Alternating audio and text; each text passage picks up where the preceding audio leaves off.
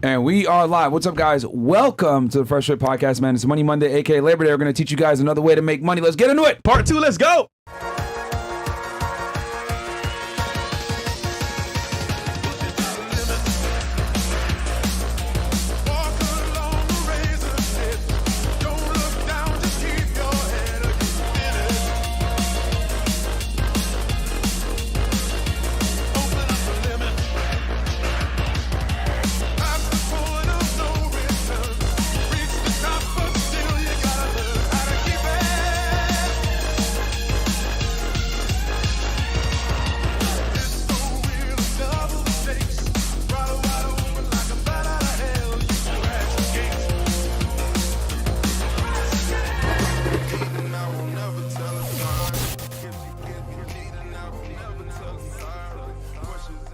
Right. And we are live. What's up, guys? Welcome to the Fresh Fit Podcast, man. It is Labor Day, aka...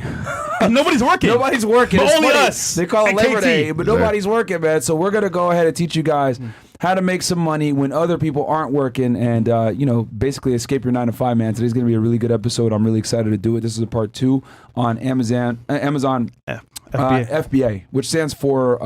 Fulfilled by Amazon. Fulfilled by Amazon. We gave y'all a part 1 about a month ago. We talked about how to get into it, but we're going to go a little bit more advanced here, rehash some of the basics, and we're going to open it up for Q&As for y'all because some of you guys were trying to doubt KT's skill set. So we're going to go ahead and open a Q&A for y'all. So we'll make sure that you guys understand everything that you need to. But real quick, I just want to make really 2 announcements. CastleClub.tv, guys, join us over there for all the behind-the-scenes stuff. I don't know if we're going to have a girls show tonight because it's Labor Day, but We're going to have a segment with KT. We'll have a segment with KT on there. And then if you guys want to get exclusive streams, etc., I'm already planning a wrestling stream for you guys where we'll be playing some old wrestling content, me and Mo reacting to it, whatever it may be, because you guys like that WWE stuff. We definitely won't be able to do that on YouTube. That's going to have to be on locals.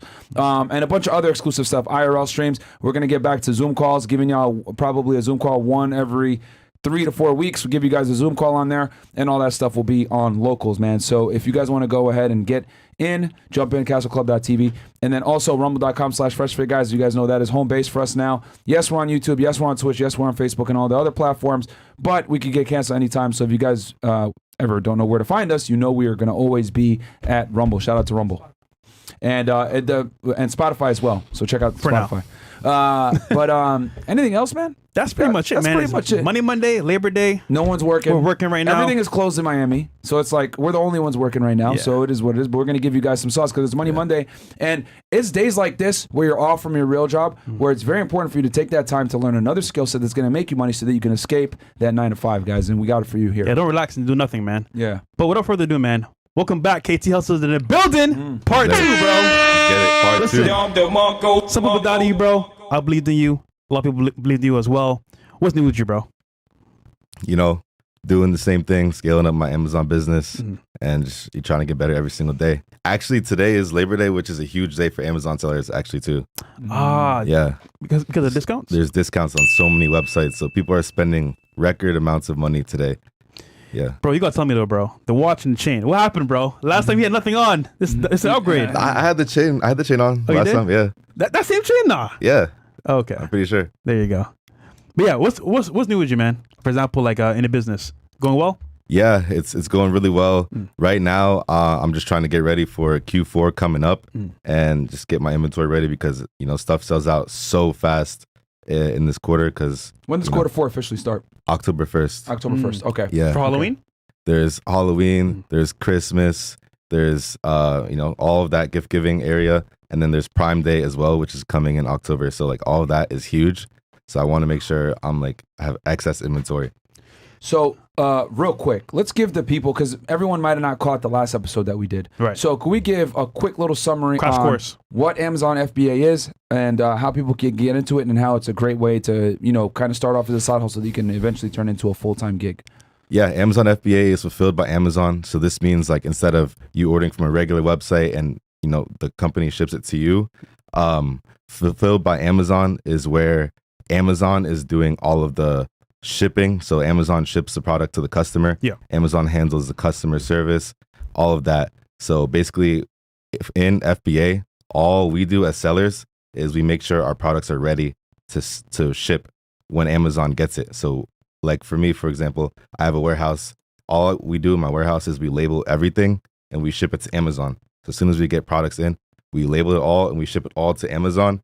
Then Amazon is going to go and unpack it all and ship it out to every customer every time they order.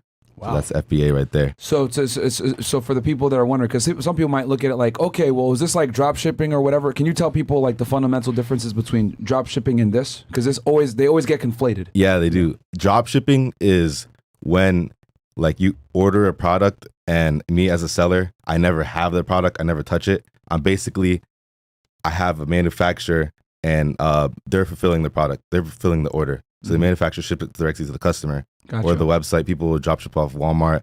Like they would, let's say I sold this cup right here on my store. Someone buys it off me.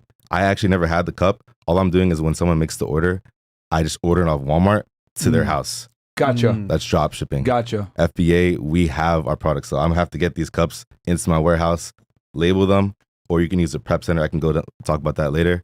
And then we label them, we ship them out to Amazon. Okay. And So the Amazon. biggest thing is that with FBA, it sounds to me like you have the product on hand, you send it to Amazon after it's been ordered, or no, you send it to Amazon and then they Before. order it from your store via Amazon. Yeah, it's Versus- like a big storage facility. Like as soon as I send everything into Amazon and Okay. stuff can sit there, and as it sells, Amazon ships it out. So basically, Amazon is the middle between you and the customer. You get the product, you buy it yourself, and then you have a store on Amazon, and you give it to Amazon. They go ahead and ship it out for you after the person actually orders it. But with drop shipping, it's they're buying it directly from you. You don't necessarily have the product. After they order, then you go ahead and fulfill, and you ship it directly to them. Yeah, exactly. You order it on the website and it gets shipped to the customer. Gotcha. And if I'm not mistaken, drop shipping will get you in trouble with Amazon, correct? Oh yeah, on Amazon, you don't want to drop ship for sure. Yeah, You'll get your account suspended. immediately. Dude, Okay. yeah. Yeah, we didn't know that last show. Yeah. With for some of you guys, because I know some people were talking about, oh yeah, I'm gonna drop ship through Amazon, and I was like, and I remember you had like went into a whole thing about how that will mess you up. Yeah. And there's a couple other sites that you can do this with as well, right? You got Amazon. Can you do this on eBay and a couple others? Yeah, drop shipping? Yeah. No, like the FBA situation. Oh no, it's Amazon FBA. Okay. There's Walmart, which is called WFS. They're doing their own thing too, but it's not really much compared to Amazon. Okay. It's so many customers on the platform. It's crazy. Gotcha. Do you foresee Amazon overtaking like, people going into stores and department stores in general? Like it's crazy to me how like since 2020 there's been an explosion on online shopping. Like people don't go to the stores anymore. I've noticed this when I go to the mall. I don't see nearly as many people as like I did when I was a teenager. Yeah, it's happening right in front of our face. Yeah. Like, and sales are just going up and up on Amazon. Yeah. So do you foresee the death of department stores in the next decade or so? Maybe not the death, but definitely it's going to keep declining. Like, it's so much more convenient ordering stuff online. And then you got 1-day shipping, you got same-day shipping, Yeah. and then low prices as well. It's just defeats it. Fair enough. Yeah. So KT, let's say I'm a first-time beginner. I hear about Amazon FBA. It sounds good. How do I get started in this, bro? How do I start this adventure, you would say? Definitely. So what the first thing I'll do is I'll do some research on the business model. I'll follow some people that are doing very good in the business model. I'd watch their informational videos, kind of watch how they go about their life as well, and learn, obviously open up my Amazon account and then start learning product research, start learning what softwares I need to do. You can do that all by like watching free content on YouTube and stuff like that. How much do I need to start out? Like how much money you would say? So like you don't need that much money to start out because, there's people making test buys for a few $100, $200, $300. It's recommended that I would say over $1,000 to order products when you first start. But your first order does not need to be $1,000. It can be $200 or something like that. So you don't need that much money. And once you see that it works, that's when you can dump more money into it. Because you had some haters last show, right? Yeah. I had to defend you, man, because I don't know what they were saying, but they were talking some madness. However, guys in my group, the CEO Network, they actually tapped into your network and they made some good money too. Yeah. What's like a good month you would say that you made recently? Recently? Yeah. I mean, every month goes pretty well. One of my biggest months was in August last year. October, my birthday month, was also really good.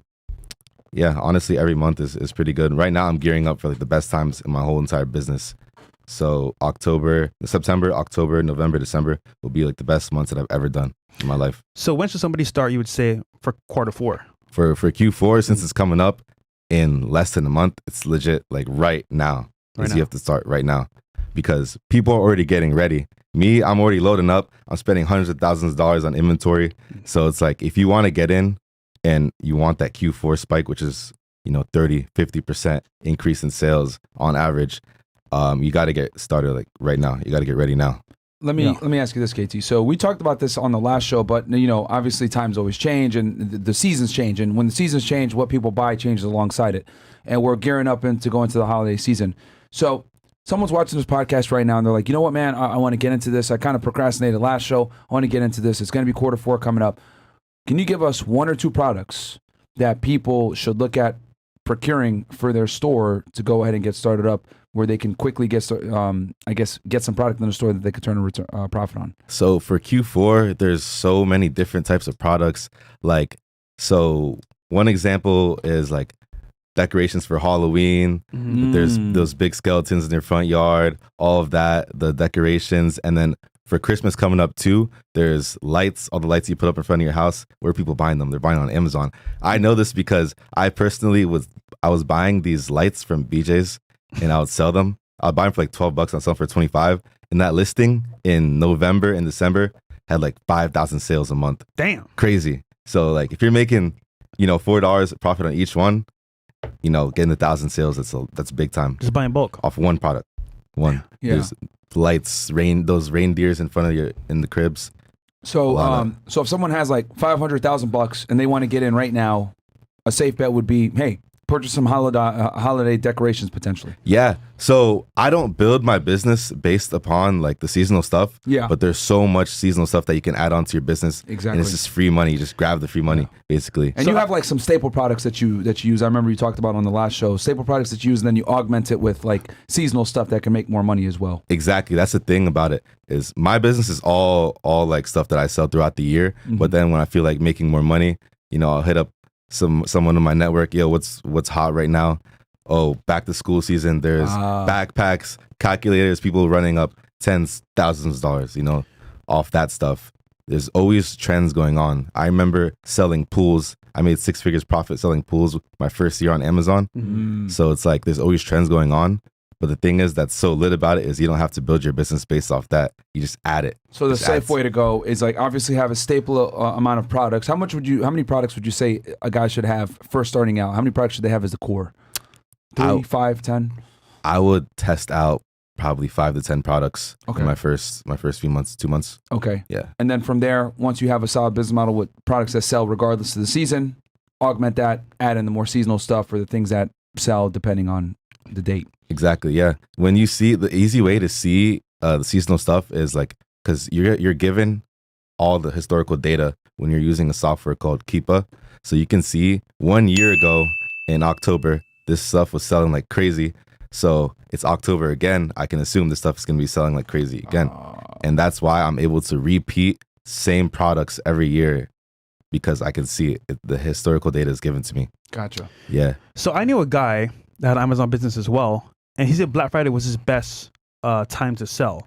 Yeah. Is that true? Black Friday is a really good time to sell as well? Yeah, I didn't even mention Black Friday. Black Friday was, I think I did like 40K is my biggest day ever. Black Friday. In one day. Yeah. $40,000 in one day. That's awesome. All profit, right? No, revenue. Okay, revenue. revenue. Yeah. Okay. Yeah. So yeah, Black Friday is huge. Because he saved up all year and then dumped a bunch of money into products, and he Yeah. made like $1 million off of that, which is crazy. That's crazy. It's a nice strategy. Yeah. So, but question though. So let's say it's seasonal, right? And that comes like once a year. Would that be a safe bet to just work off of that, or have you said earlier products are more staple or better? Yeah. Okay. Because it's a real business. You have stuff you know you're gonna get your check every single month. You selling products that you already know are gonna sell, such as grocery products, like these cups too, stuff like that people buy every month. So you don't want to build your business based off seasonal stuff like pools or Christmas decorations, which some people do. They actually just rotate. They got summer stuff, they got winter stuff. But me personally, I'm someone that likes to have something stable, where I know I'm selling it every single month in, month out, same sales no matter what. And then I want to add on to with like the riskier seasonal stuff. So KT, let me ask you this.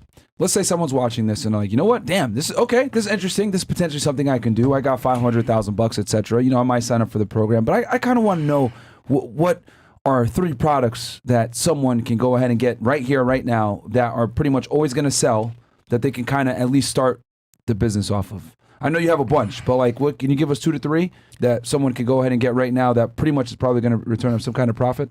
Yeah, there's a ton of different products that sell, throughout the year. Yeah. I would say put it categorically. Sure. Supplements, Okay. grocery products, Okay. your seasons, all of that, kitchen condiments, soap, like body soap, hand soap, all of that stuff sells throughout the year. Uh-huh.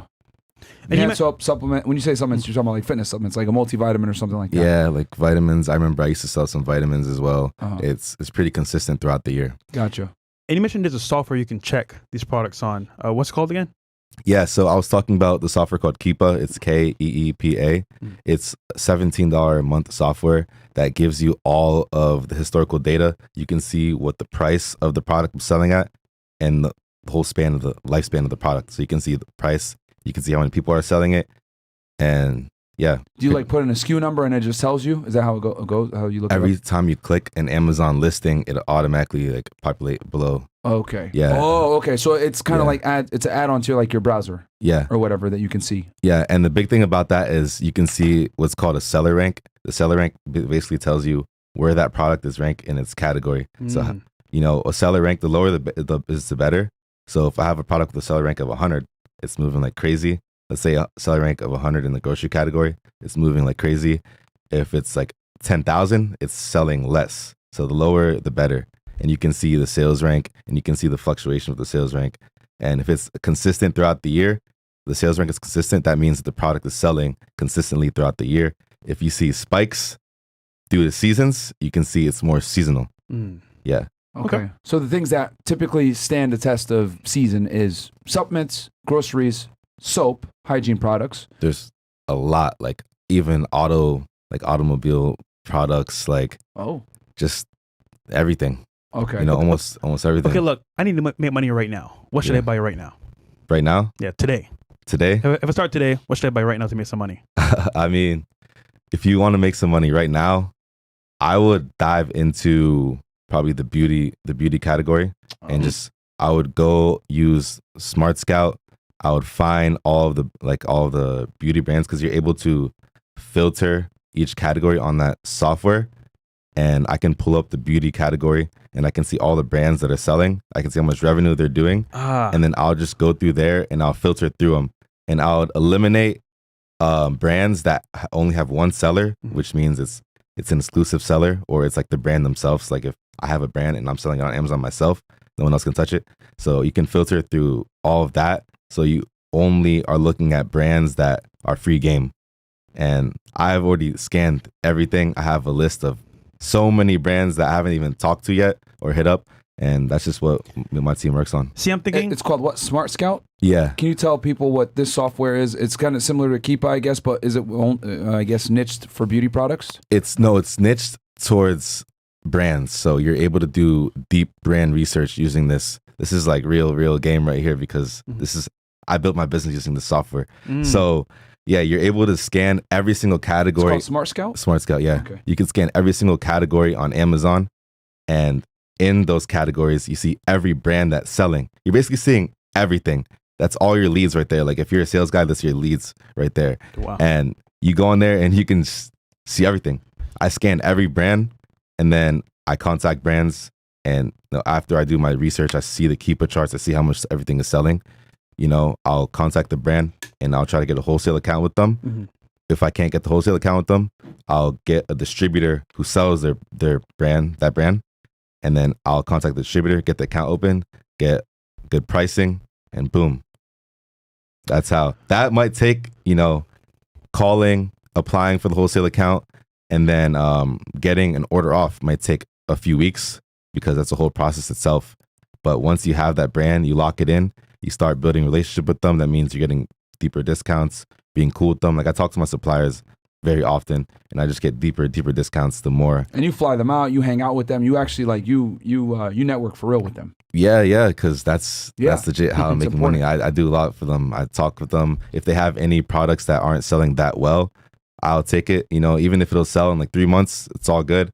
They're giving me products that make me $10K a month just off one distributor, so I'll do that. If you do stuff that other people won't do, that's how you're able to separate yourself and succeed. Bam. So obviously there's a format to doing this, because you don't just call them and they say, hey buddy, here's like 50, Yeah. 30% You build off. trust with them first. You'll build trust first. Yeah, you gotta. Do you teach that in your stuff? Yeah, I teach everything. And which, honestly. by the way, guys, we got a link down in the description because I know a lot of you guys want to get into it. And we're going to also hit some of these questions. If you guys got questions, we got a super chat button that you can go ahead and send your questions in. It's fnfsuperchat.com. Again, it's fnfsuperchat.com. Send the super chat in. It'll show up on screen, and we'll go ahead and show it and answer your guys' questions. But the link below will get you guys in. Can you tell them a little bit about the course that you have there? Yeah. And what you teach? It's a very, very, very like in-depth educational. Like, we have the course, obviously, which is over 80 videos of everything: strategies, softwares, product research, talking to suppliers, getting wholesale accounts, everything possible. And then on top of that, which is more important, we have the network in there of everyone that's motivating each other. They're giving each other products, they're giving each other brands to buy. So there's just like, throwing money everywhere in there. And then we have basically, if they calls. want to get their hand held throughout the process, do that, right? I mean, obviously, you guys can start with off the information we're going to give you. We're going to give you guys as much free value as we can. Yeah. But if you really want to get your hand held through this process and like not make any mistakes, have a mentor. Yeah. Like, if you want to go all in, you're not trying to just go through YouTube and kind of filter out through the BS and, put everything together. You can get it in your face. And then coaching calls where, we go over everything and we do Q&A. We look at your store. Hands-on. Live product research, Yeah. where you can see a pro doing it. That's very good for you. Because there's so many videos online, bro, about Amazon, how to sell. Yeah. But like, I didn't know anyone that actually did it and was successful. Then I met people that was in your course, and they were like, yo, you know what, here's my money I'm making. I'm like, damn, this is actually real. And then it's also like, you know what, it's actually a real course. So this is good. All right, so I'll hit some of these chats that came through. Bills, you got them up? You want to do Rumble rants or you want to do? We could do either or. All right, so we'll we'll start do answering Rumble some questions right now, and then that will stimulate some more conversation as well. But all right, life and reality. Best hack for saving in day-to-day life. Everyone in the studio answer this one. I order from Walmart for pickup. Often can find cheaper products not available in store. Best hack for saving in day-to-day Is that life. a real thing? Wait. He's saying he orders online for pickup, saves money because it's cheaper, because it's not available in the store. I don't really understand the question. I kind of don't understand that I one. think he's just asking for like the best In hack general? for saving. Yeah. I mean, in general, if you want to save money, I mean, I would say one of the biggest ways to eat a lot of money for no reason is eating out. Correct. Avoid even eating out if you're on a budget, man. That will save you a bunch of money. Who's up next? Kobe goes, shout out FNF for all the content. Glad to see you guys doing God's work and saving lives like mine despite everything you're up against. Also, always enjoying seeing Myron and Fresh on Sneeko stream. Absolutely, bro. Shout out to Sneeko. W Sneeko. Yeah, I worked out with him For yesterday one on time. IRL. Question for KT. What's the best way for me to get started? I make about $5,000 a month, about $3K in bills, and the other $2K is gas and food/fun. What's the best way to redirect this surplus cash into FBA?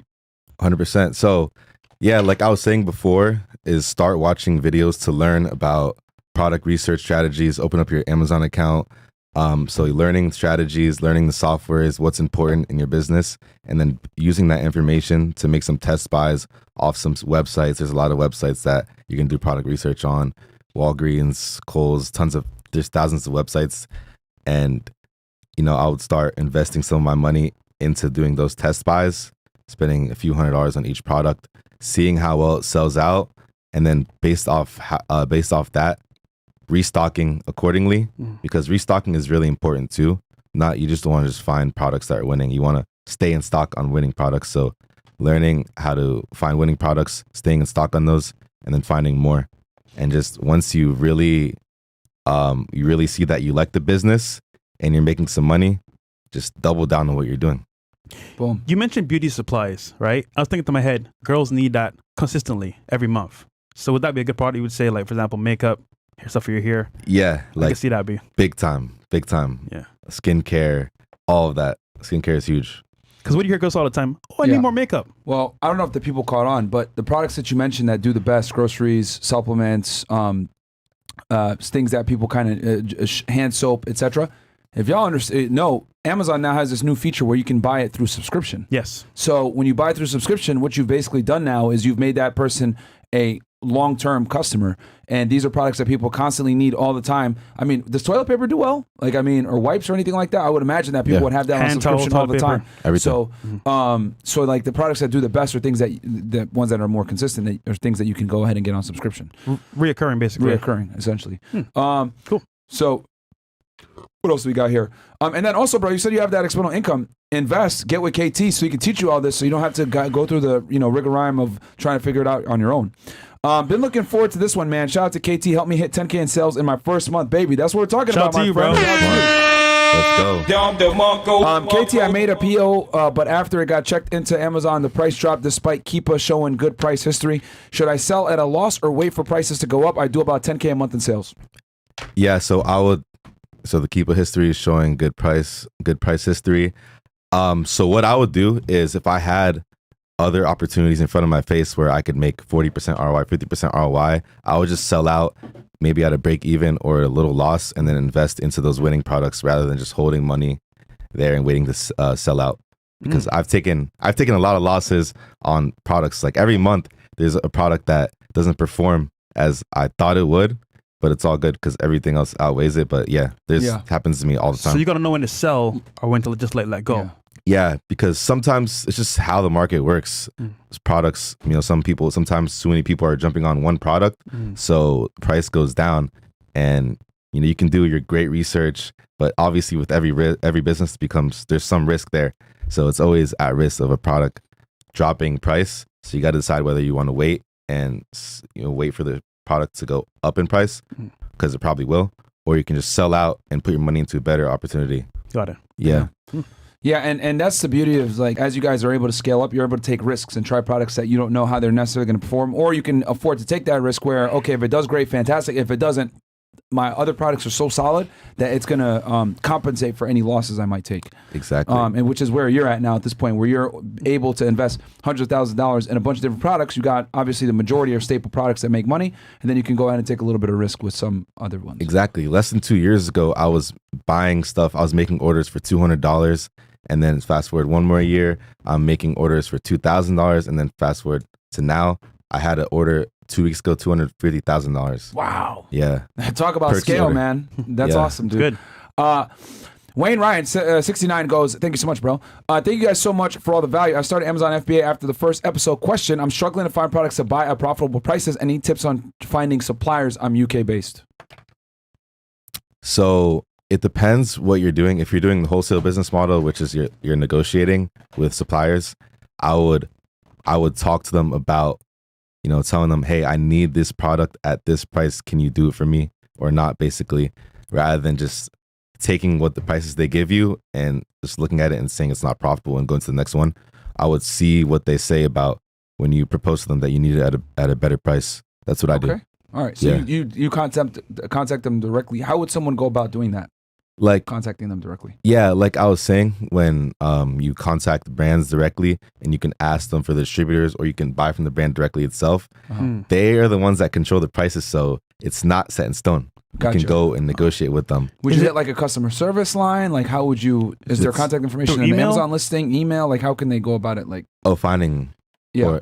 So like the software I use, like I said, Smart Scout has all the brands on it. Then you go onto the brand website and you'll see Okay, contact number. You'll see customer service number, contact customer service. Hey, can I be connected to whoever's in charge of opening up wholesale accounts in your company? Bam. Got it. Get contacted with them and close them on opening the account. Gotcha. Make There you go. orders. Yo, you guys are getting some serious sauce right now, man. Like, yo, man.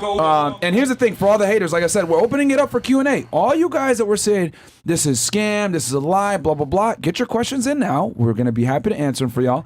If he was a scammer, he wouldn't be sitting here doing a live show with you guys, answering questions coming in.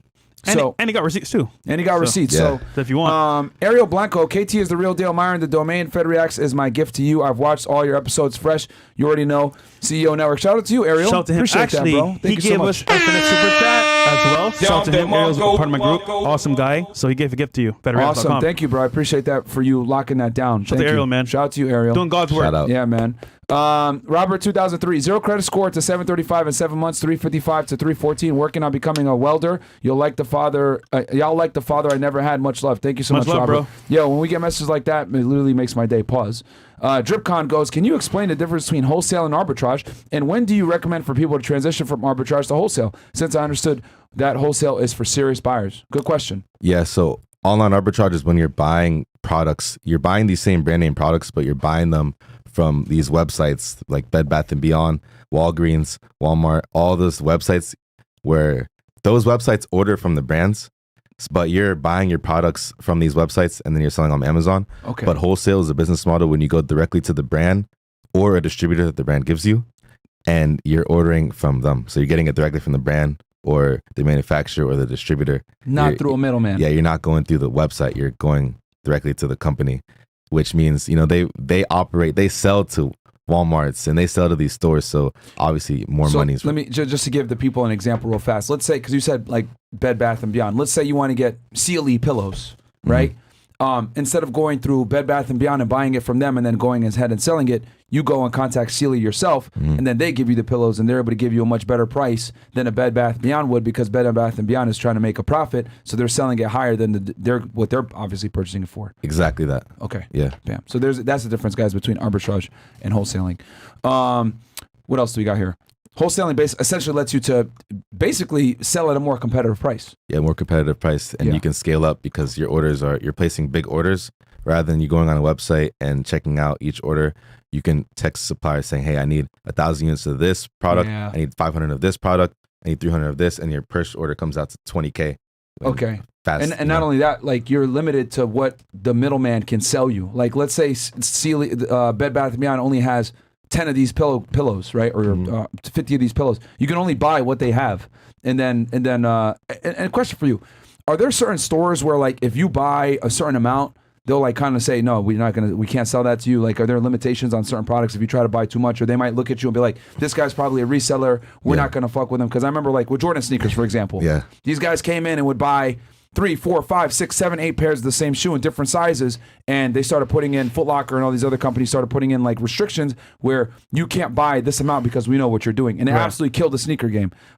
Would you say that that's also happening in other industries as well? Yeah. So on a lot of websites, if you're ordering too much, you get order cancellations, but then there's ways to go around that.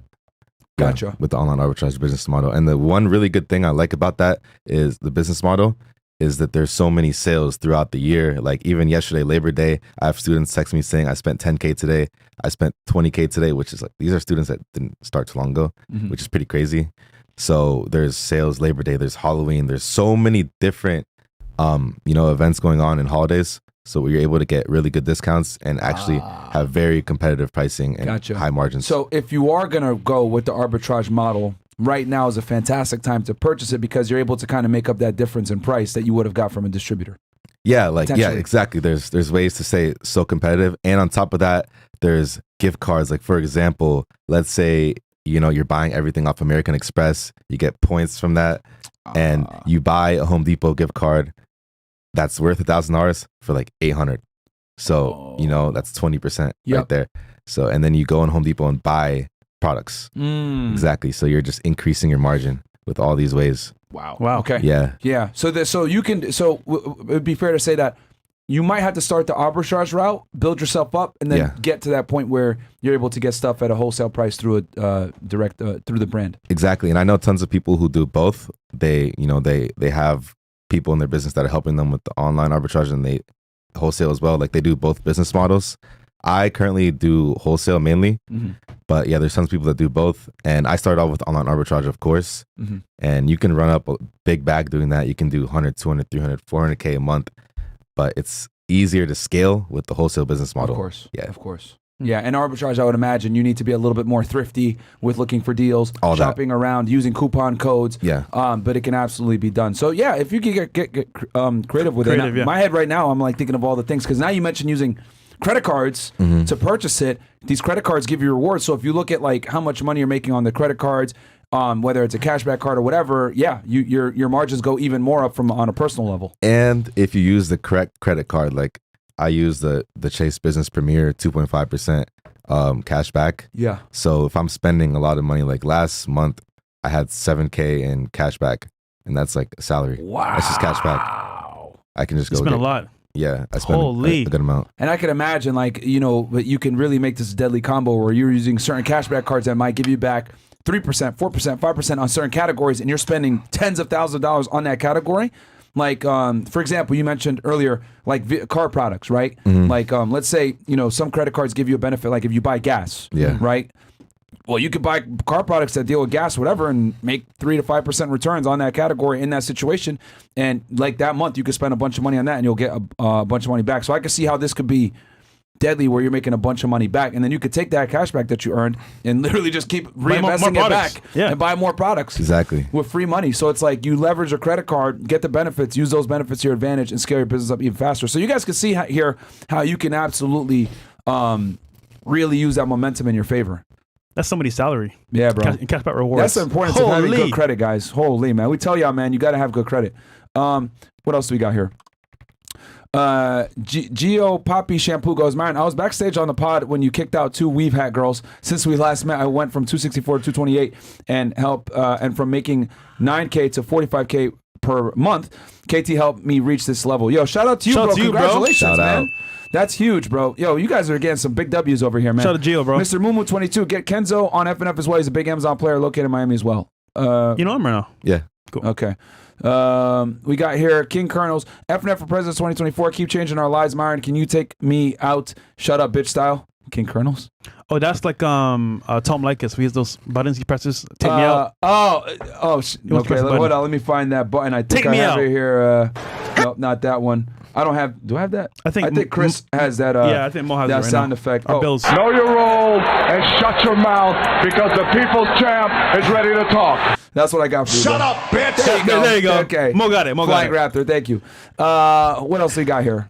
This episode Rumble dropping a Rants? whole lot of gems. Oh. Thank you, FNF. Question for KT. For Amazon KDP, how do you generate more sales? I have some high content books / novels, but I haven't marketed it yet. And this is from Flying Raptor. So he wants to know how you generate more sales for Amazon. That's Amazon KDP, which I honestly know nothing about. Mm. It's like books, and I don't know much about KDP. Let me see that question. I could talk a little bit What about does that because KDP me and stand Mo for? know KDP a bit. It says here for Amazon, how do you generate more sales? I have more high content books, novels, but I haven't marketed yet. I was just dropping a whole lot of gems.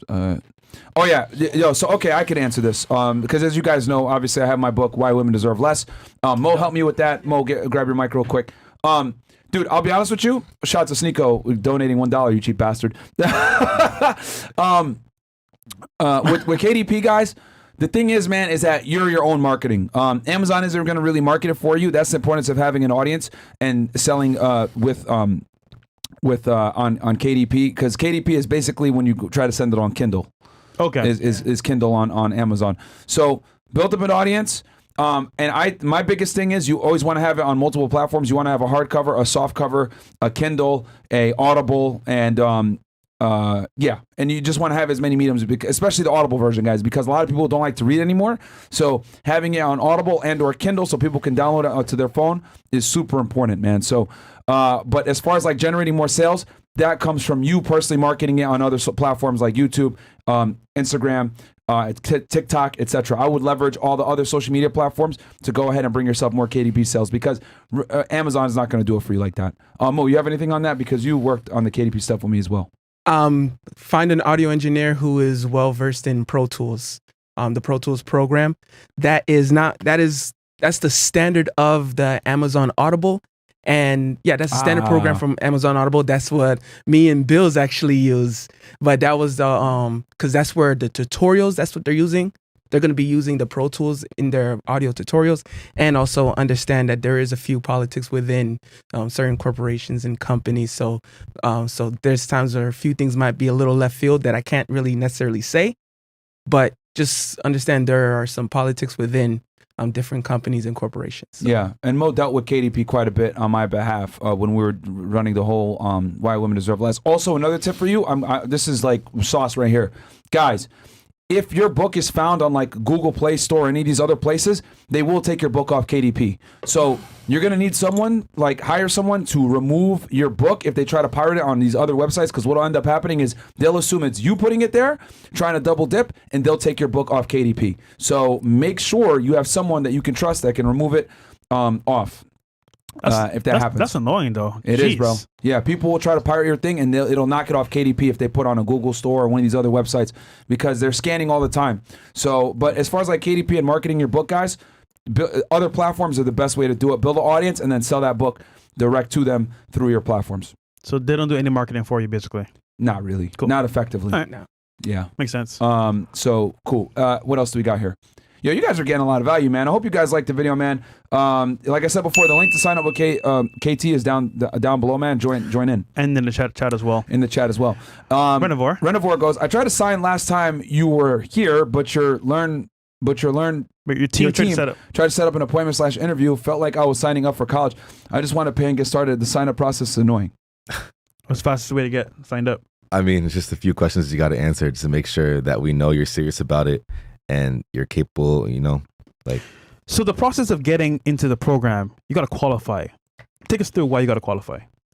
Just because, like, if you're already working 50, 60 hours a week, on your job, and you have a family and you have all this stuff, like, you need time to dedicate at least a few hours a week to doing this business model. And then, so that's time. If you don't have any time, well, what's the point? Because it's something where the more time you invest, the more successful you are. So you should dedicate some time, which I have people that work 8, 9, 10 hours a day, but they still make it happen. They just have extra time that they dedicate.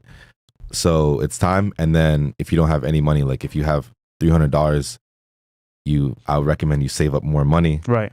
Stack your money up, and then you start investing once you stack your money up. Because what are you going to do with a few $100s?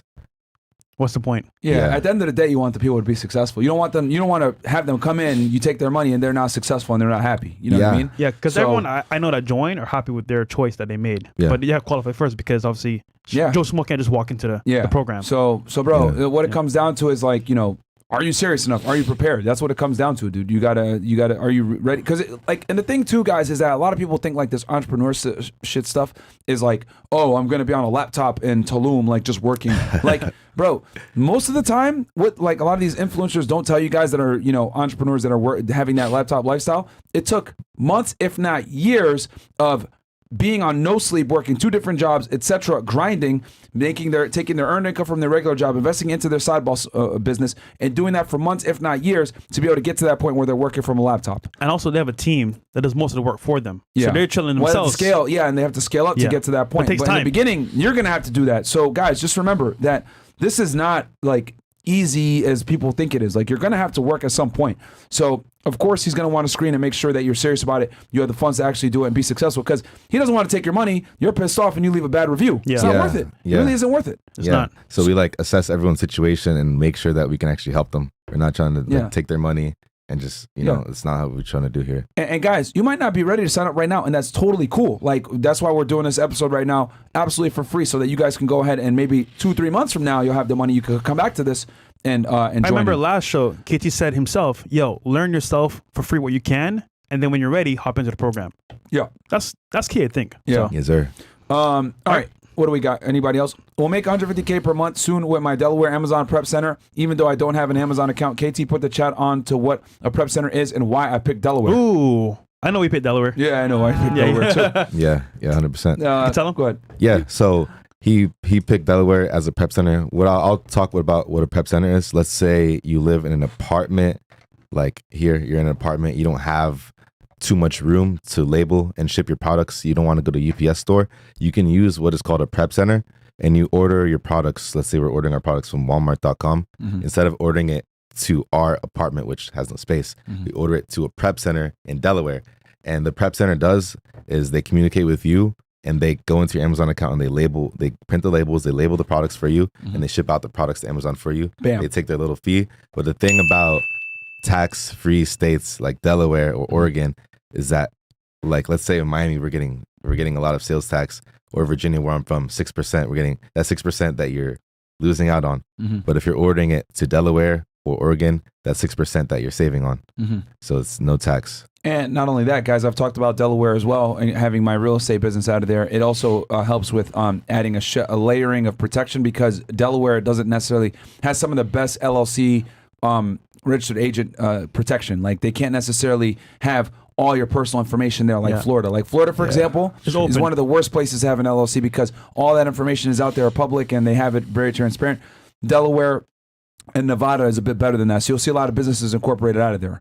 So I remember Mayweather, most of his stuff in Vegas because it's private. So you don't know it's his business. Yeah. So it's a good, it adds a layer of protection as well, guys.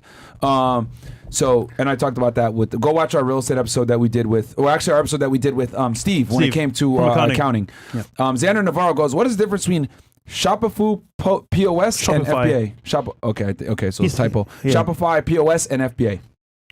Yeah, FBA, because Shopify is when you're just ordering off a website that's doing their own marketing. Let's say we're ordering like any of these supplement websites. They have their own website. They do their own marketing. They run ads, Facebook ads, and all that. But Amazon FBA is we're using Amazon's platform. So everyone that goes on the Amazon's platform and is looking for a red Solo cup can see your listing. So we don't have to run as much marketing, especially if we're selling big brands like this. We don't do any marketing. And we're using Amazon's platform. Gotcha. Yeah. Okay. And then anything else there? Or now we can hit the super chat. Okay, so guys, we're going to hit some of the super chats. As you guys know, if you want to super chat into the show, go ahead and just hit that fnfsuperchat.com button. It's at the top of the description and top of the chat. And we'll pull up on screen and read them. So we got here... InstaGeo Space Engineer. Shout out CEO Network. Appreciate that, Shout out to you, bro. We got here, and that was I don't know how much that was. It was $10. Oh, $10. Okay. Fresh and Fit Money Clips. $10 goes, what's good? Fresh and Fit Money Mondays is every day. Yo, Big Mo, let's get that wrench. We up. Shout out to you, bro. Shout out to Fresh and Fit Money Clips, bro. Yeah, that's dropping some gems. That's Rod. Eric. We got here Ryan. $2 goes, can we get a full fitness routine of what you specifically do? It would be helpful to replicate what you do and learn from there. I plan on staying a natty my entire life, so I prefer to follow the routines of somebody who shares those values. Yes, I can. I'll probably put that on locals for y'all. There you go. What else do we got here? Skunk Labs. $10 goes, KT speaking the truth. Our agency runs a ton of Amazon accounts for our clients. If you do it right, this can be game changing. Don't sleep on Amazon FBA, but do it right. Yeah, I mean, like I said, y'all can go ahead and get started with the information that we're giving you guys for free. But if you have the extra coin, man, invest in a mentor so you don't have to deal with issues. KT, what is the main mistake people make hopping into Amazon FBA? You would say main mistake. The main mistake people, I would say. The mistake would be giving up. They're not, let's say they get started and they make a test buy. They get to the point where making a test buy, which is, that's good. You're already there, but giving up very fast. Or just like not doing it wrong, not watching videos, like not trying to learn enough, and you're just going straight into it. And you don't know what you're doing. You're wasting your time going on Amazon trying to figure out stuff, because it's like, there's a learning curve to it for sure. You're not going to know to go download Keepa and look through the historical data if you're just going on Amazon and signing up for an account. You're not going to know. Yeah. So the first thing I did when I started out was I was trying to tap in with someone who's doing well. That was what I was trying to do, just so I could see what they're doing and replicate that. Cut your learning curve down. Find a mentor, man. Cut it down. Yo, that's a key. Like, you can do things on your own, bro, but you're going to mess up a bunch of times. You find a mentor in the space. Yeah. Shortcut. Like, you might spend, a couple thousand to get the mentor, etc., but you're going to go ahead and shortline your route to making $5,000 to $10,000 a month. I mean, it seems to me like from what the guys that signed up with you, they might invest that first initial $1,000 or $2,000, etc., but then they're able to make $3,000, $4,000, $5,000, $10,000 within a few months. We had a call on my network as well. One of the guys, he made like $10K his first or second month. Yeah, first month. That's crazy, bro. Yeah. That's wild. It's crazy stuff. And I would say right now, like as we're going into Q4, it's the perfect time. Like when I first started, I started off in December, and the only reason why I was able to do $15K in my first month selling on Amazon is because it was Q4 and people were buying toys. I was selling these Coco Melon toys. I saw the listing was just going crazy, so I ordered like 500 of them, sold all of them instantly, and had a $15K my first month. Damn. Yeah, it would have been a little harder if I was to jump in randomly, let's say in March or something like that, when I have to find a nice product that's reliable and all do this research, versus I'm jumping in, I see, oh shit, this product, is moving very, very fast. And you know, these toys, there's decorations, all this different stuff I just buy. Because I can see for Halloween, people wanting to have like costumes or, for example, cosplay stuff, or even like just skeletons in their driveway for Halloween. So that makes sense. Exactly. And some of those costumes are expensive. You could probably potentially run a bag if you know. Like I've seen like Master Chief costumes for like $500 and stuff. So I'm like, oh wow. Damn. Nah. Yeah, because it's like high quality. It's And like, you won't find that at Party City. yeah, you ain't gonna find that crap at Party City. Yeah, if you're on the producer side, you can run up a serious bag doing that. Yeah. Okay. Cool. Okay. When you say producer side, what do you mean? What do you mean with that? No, I mean actually? like on the other side of the cash register. Okay, like, okay. Not the So you're the consumer. person selling the product versus you buying the product. Oh, gotcha. All right, what else do we got here? We got W has tipped $1. He said, currently launching my own brand on Amazon. How many private label products do you recommend I attempt to launch at one time? Currently have 2 products getting consistent sales but struggling to profit due to ad spend. I'd appreciate any suggestions. Yeah, so private label is when you launch your own brand using the Amazon platform, which I do not have. I do not have my own brand. I sell other brands that already built up their reputation and all that. Yeah, why reinvent the wheel? Yeah, it's good if you want to, like, more of a long-term play. Wholesale, what I do is kind of a quick way to build up a big business, and you can have a lot of cash flow. It's a very, very good business for a cash flow play. Gotcha. Private label is more of an equity play. You got to invest a lot of time, energy, creativity, ads, all of that. So he might be putting the cart before the horse here. You might want to build up, bro, and get your profit up to a sizable margin before you go into the own brand play. That would be the suggestion you give? It depends what he's trying to do. If he's trying to already launch his own brand that he sees going big time, then go in it. But if you're trying to make money, build a business that you can kind of build faster than a lot of other businesses and just make cash, that's wholesale what I do. He's doing OPB. Other people's brands. He can sell his brand eventually. So that's cool. All right. Shout out to all you. Yo, you guys are asking some pretty good questions, man. Like the video. Guys, I mean, we're learning too. Yeah, honestly. I'm learning. I'm taking notes. Yeah. Guys, we got about 2.4K you guys watching on YouTube, and then another 3,000 or 4,000 of y'all on Rumble. So do me a favor, guys. Like the video on YouTube. If you guys don't mind, open up another tab. If you're watching us on Rumble, fantastic. Shout out to Rumble. Open up a tab on YouTube, though, and watch us there as well so that we can hit more reach, hit the algorithm a bit harder. Like the video over there. Let's get the engagement up really high. And I think we're also on Twitch, Facebook, Twitter, and all the other platforms as well, man. So I think between all the different platforms, we got almost 10,000 y'all watching, man. Yep. So, guys. On a holiday, by the way. On a holiday, it's Labor by the Day. way. No one's chilling. Yeah, everyone else is chilling. Having fun. But we're out here, Working. grinding right now, teaching you guys some stuff. What do we got here? Yeah, someone's saying you sound like Morgan Freeman. What the heck? W donated $1. No, we got that one. Should be further up. Yeah. Should Shout out to be you, donated. Shayamba. To W.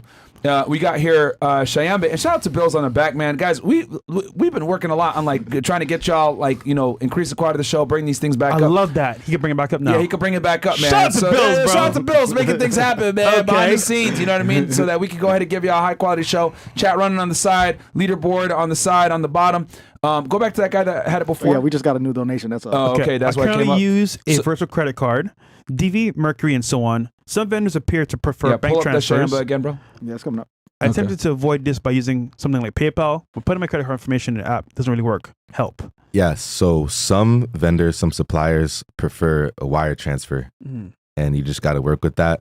I have vendors that they prefer wire transfer because, credit card, you're getting a fee. They have to take a hit on a fee, so they say, send me a wire. But you can also kind of, the more cool you get with them, you can tell them hey, can I make this transaction with my credit card? And a lot of them say, yeah. Okay, but they prefer bank transfers. Yeah. Some prefer bank transfers. Some say, yeah. That makes sense. All right. And then Johnny Ecom says, yo, KT, me and my boy want to start a Shopify store and do paid ads over TikTok with AliExpress as our supplier. Do you agree with this method or only Amazon? If not, only AliExpress. Any other suggestions? Thanks. So people are successful with Shopify. A ton of people are successful with Shopify. For me, I know Amazon. I'm successful in Amazon, and that's what I teach. That's what I do. So, it's whatever you want to do. You can dive into whatever you want and be successful. You just got to do a lot of research into what you're getting into. But my thing is Amazon for sure. Got it. Alex says, how do you know your exact profit from every SKU? Yeah, so I use a software that shows me. So there's a software called AZ Insight that I use, and it shows the estimated sales of every product that I'm clicking on. and then I can put in my buy cost in there. Let's say I got a product for $6. I can see how much money I'm going to be making. I can see my profit. I can see my return on investment, profit margin. So before I go buy a product, I go and check the easy insight, which is, in the page. So you're saying don't just go buy anything randomly. Do research first, then go buy it after the fact with the apps and stuff. Yeah, exactly. You want to put your buy cost in, see if you're profitable. Like I love when I'm putting my buy cost in and I see 60% ROI. Like it's time to go. Pulling the trigger. Okay. Credit card out. Noah 9K says, got my respect for Myron and Fresh. I'm 19 and y'all done turned me into a respectable man. Had to cut everyone off for the places I'm going to go. If y'all tour and do live shows, hit up Charlotte for sure. Yeah, bro. We definitely will if we can soon do some more live shows. Dave Cook says, how do you go about buying your first large purchase in a product? I remember looking at some skincare on Walmart with ROI of $8 for what is sold on Amazon. However, they would only allow 20 limit order at a time. How do you buy 100 units? So these stores are updating what they do like constantly. But back when I used to purchase at Walmart, I would purchase from Walmart a lot. I would just make the max order. Like I would order products that you can order 10 of it. Mm-hmm. Then I'll go and I'll make another order right after, like a few minutes after. And I'll just keep going until I'm at 100. So you're saying buy the max one time, don't wait. Like, yeah. Like buy the max and then just keep buying the max. Like keep making new orders. What if you made a whole nother account? Would that be considered like? Yeah, people do that too. There's ways, new account, VPNs. There's a whole bunch of different ways people go about going around these websites. Damn. Yeah, because I know, like from my experience, I remember I was buying a lot from Best Buy. I was running it up from Best Buy, and they caught on to me and they banned my account. Wow. But I could have. Oh, there you go. That's the example I gave before. They're buying too much from a thing. They kind of catch on that you're a reseller. Yeah, they banned me. But they caught you, ass nigga. Okay. Who's next? What do we got here? Y'all got some good questions, man. Majumbo Jones. Majumbo Jones goes, $1. Myron, there's a property that's for sale at $240K. It's gutted, but I ran it could sell for $350K. I renovated. Okay. Should I? FNF really help me get these hoes. Okay. So one more time, there's a property for sale, $240K. It's gutted, but I can renovate it, easily sell for $350K. Should I? It depends on your tolerance, bro, because you're going to renovate it. It's going to be vacant for months, maybe if not a year. Do you have the tolerance where you can go ahead and invest that money to renovate it and not necessarily get cash flow? So it really comes down to how much capital you have and how long you can go without making money on it. If you are to have a hard money loan on it, that's going to suck because you're going to be paying a high interest back to that lender unless that lender is really favorable to you and he's saying, hey, I'll defer the payment for a few months. But a lot of times they want their money immediately. So it comes down to how long can you tolerate not getting cash flow for the house? How fast can you do the renovation yourself? Those are all the things. Like any deal can work, assuming you make the numbers work, but I don't necessarily know those factors. And what market are you buying it in? Are you buying it in a South Florida where the market's hot and it might be worth tolerating that crap? It might be, but this is why I don't like necessarily fixing and flipping or anything to do with like aggressive renovations because it's absolutely going to hurt your ability to cash flow quickly. That's why I like to personally buy turnkeys. I prefer to buy a house a little bit more, right? Buy it right around what it's worth and just do a turnkey. Yeah, it might be a little bit more than buying a rehab, but I'm able to cash flow immediately. I mean, I'm buying it typically cash flowing, or if not, I'm kicking that tenant out and getting someone else in and cash flowing it immediately or increasing the margin. But it's up to you how long you want to how long you can tolerate not getting cash flow. And also, we don't know your actual renovation costs. So materials are pretty high right now. So we don't know what's going to be the end cost. Because if you're a contractor and you're doing it yourself, that's way different than you hiring contractors to do it for you. Because by the time you add in that cost versus selling it, you might actually break even or maybe make less. So so like guys, a lot of times you guys ask these real estate questions and it's like I don't mind answering them, I will, but so many factors come in. How are you getting money? Are you is a bank giving it to you or is a hard money lender giving it to you? Well, if it's a bank, then that's a little bit different than a hard money lender because I know he. Yeah, come on, man. We know who's behind those, and you know what the interest rate is going to be on those, man. Yeah. So you know what I mean. You're going to have to pay the piper a pretty penny if you're going to take a hard money loan. So it really comes down to you. What else do we got here? Coins. Sakaria says, big up KT. Thoughts on selling Islamic clothing and accessories? Is it profitable? This is the hood, ain't it? Shout out to Big Mo.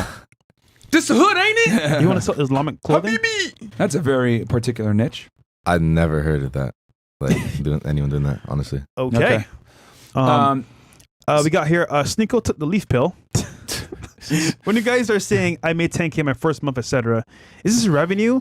And you need to subtract the cost of the product, so you're really making 3K on a 30% margin, etc. Or is it actually 10K profit? Can you please use the word profit or revenue from now on?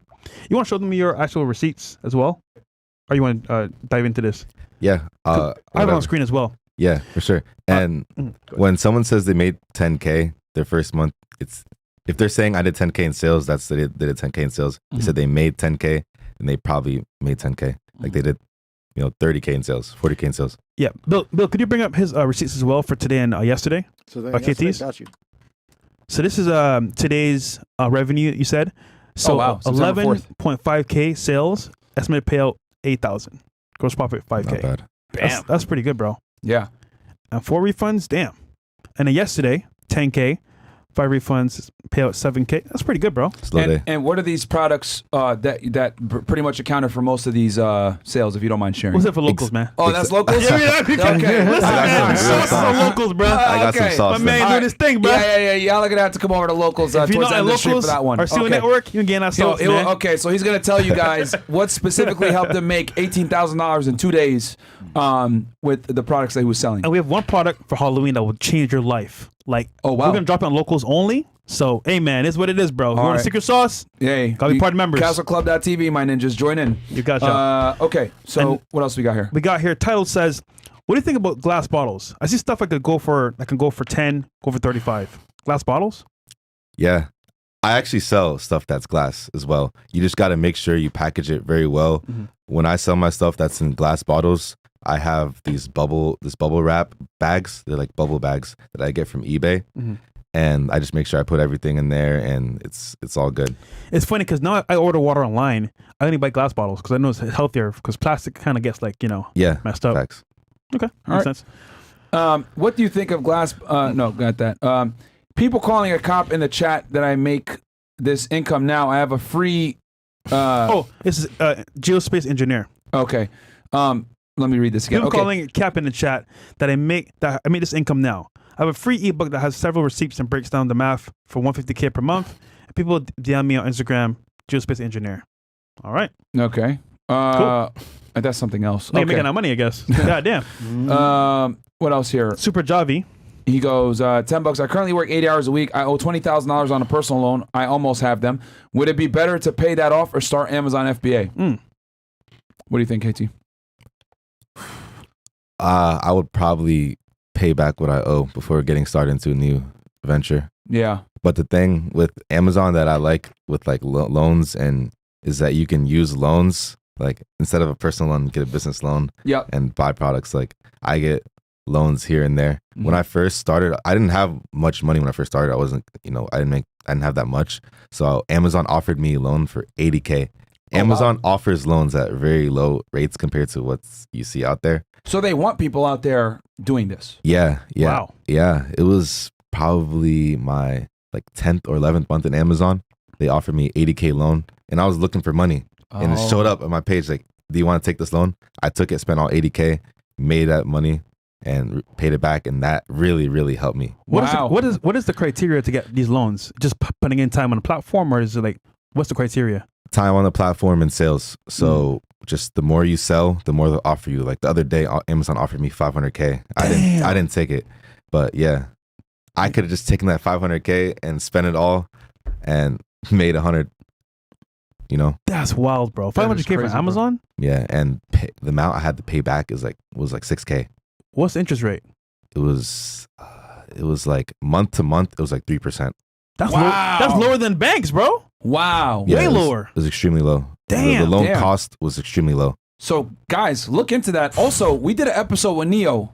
I think it's on. We still have it. I think it's on. It's definitely on Rumble. It got a lot of views on Rumble, and we might have re-uploaded for you guys on YouTube. He talked about credit unions to go to that will give you a business loan with little to no credit check. Yeah.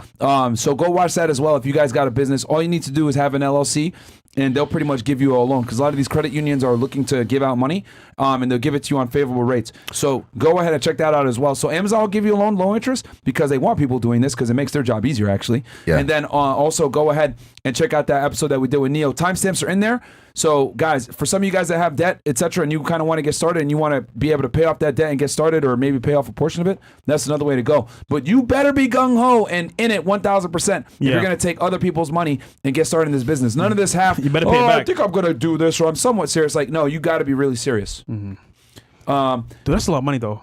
$500K loan? God damn, Crazy. nigga. Yeah, that's How much you making then? Not on Mike Stahl 200 goes, big ups FNF for KT. Question for KT. Let's say you want 1 to 10K but only have $100. What products would you invest on knowing you know now? What you know now? So if I only have $100, I would definitely save up more money because with the $100, Yeah, you ain't buying shit. you can't Low make- margins, you can't make if too much anything. money off it. Yeah, I think to me it seems like the threshold is have at least $1,000 yeah, for that products. you can use on products. Yeah, Mike Stahl. Okay, we got that one.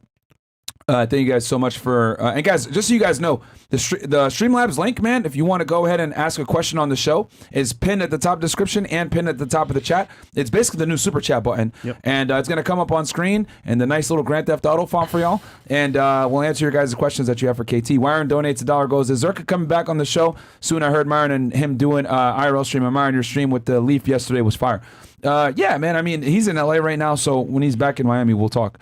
There's no issues with Zerka, guys. I know people are trying to, split us and there's drama, blah blah. Bro, we're all cool. Core guy donated $20. I do auto wholesale at the moment, and the business model is very similar. Do you recommend jumping straight to wholesale or DA? Car guy. Or is that DA? Yeah. OA. Sorry. OA. Car guy's smart. Yeah, so if you have connections in the wholesale business already, you already have stuff in your favor. You can use those connections.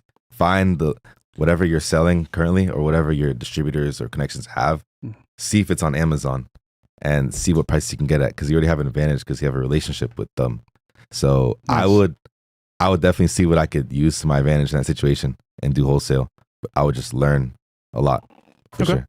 Is that Jay the car guy? And shout out to Money Clips. He's putting the Neo DeViso interview, guys, in there for y'all. Mark it in your bookmarks and watch that back because he talks about how to get a loan, and the timestamps are there. Nice. Watch it after this one, man. Yo, I'm telling y'all, man, no one gives you guys as much value as we do when it comes to making money, getting girls, being attractive, getting your life together in general, bro. Yep. We want y'all to literally become the best versions of yourselves. Hell, I gave you guys an episode last week on how to get into law enforcement, whether it's local police, you want to join the FBI, HSI, DEA. I talked about how to get into the law enforcement world. We're going to bring people on like Red Pill Thor, and we're going to talk to you guys about how to become durable, get into the trades, whether you want to be a power lineman, welder, etc. So we're going to go ahead and give y'all all different types of professions that you can get into to make money. So we got y'all, man. Unlike a couple other haters that, don't provide any value. Yo, it's sick. Would it be a bad idea to try and sell a product that isn't listed on Amazon but is sold in stores up here in the Northeast? Wouldn't be the best idea. I would stick to what's on Amazon, what's working, and do that. Yeah, because it's not tested, it's not tried. Yeah, there's no need to be that person. It's a gamble. Yeah. Tribal Chief goes, so wait, you need to put in time in order to get the loan, or they will provide to you even if you're starting up? Yeah, so I'll talk about the loan. So basically, if you're selling a lot, it's not based on your personal credit whatsoever, like at all. I didn't even have that good credit when I first started. So it's not based on your personal credit. It's all business revenue, like business revenue, well, your Amazon business. Oh, so profits, Not sales. not profits, just sales. They just look at your account and see how much you're selling. Okay, this guy's doing 80K a month in sales. Let me offer him 90K. Wow. That's what they do. So they give you a little bit more than what you're typically making as a loan offer. Pretty much. Okay. Yeah. Wait, so if you got a loan for $500K, how much you making, nigga? What the hell? That's super high, dog. Yeah, it's a high loan. Flexing with me. This what nigga we're flexing with a Rolex too, man. Look at this guy, man. Xavier donated $10. Question for you, KT. Do you think two people joining the FBA course together and wanting to become business partners could work? Like a team, basically. Yeah, for sure. If you have a partner is actually a really good idea. If I had someone helping my business, I would be doing better numbers. 10x. Yeah. Okay. Yeah, because you're able to split the cost of procuring products, right? Like split the cost, and also I spend a lot of my time looking for brands, looking for products, calling companies, and placing orders. Like all that takes a while.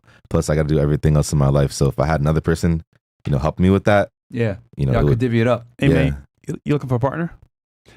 Pressure fit got you. It's tough. Maybe Okay. we might get into this thing, man. Something, because like man. I said before, if you do this right, guys, this can literally be automatic. Yeah. Like if y'all do this right, you know, I could see here easily how you start off by yourself, start getting some sales, then you know what? Let me ask this question.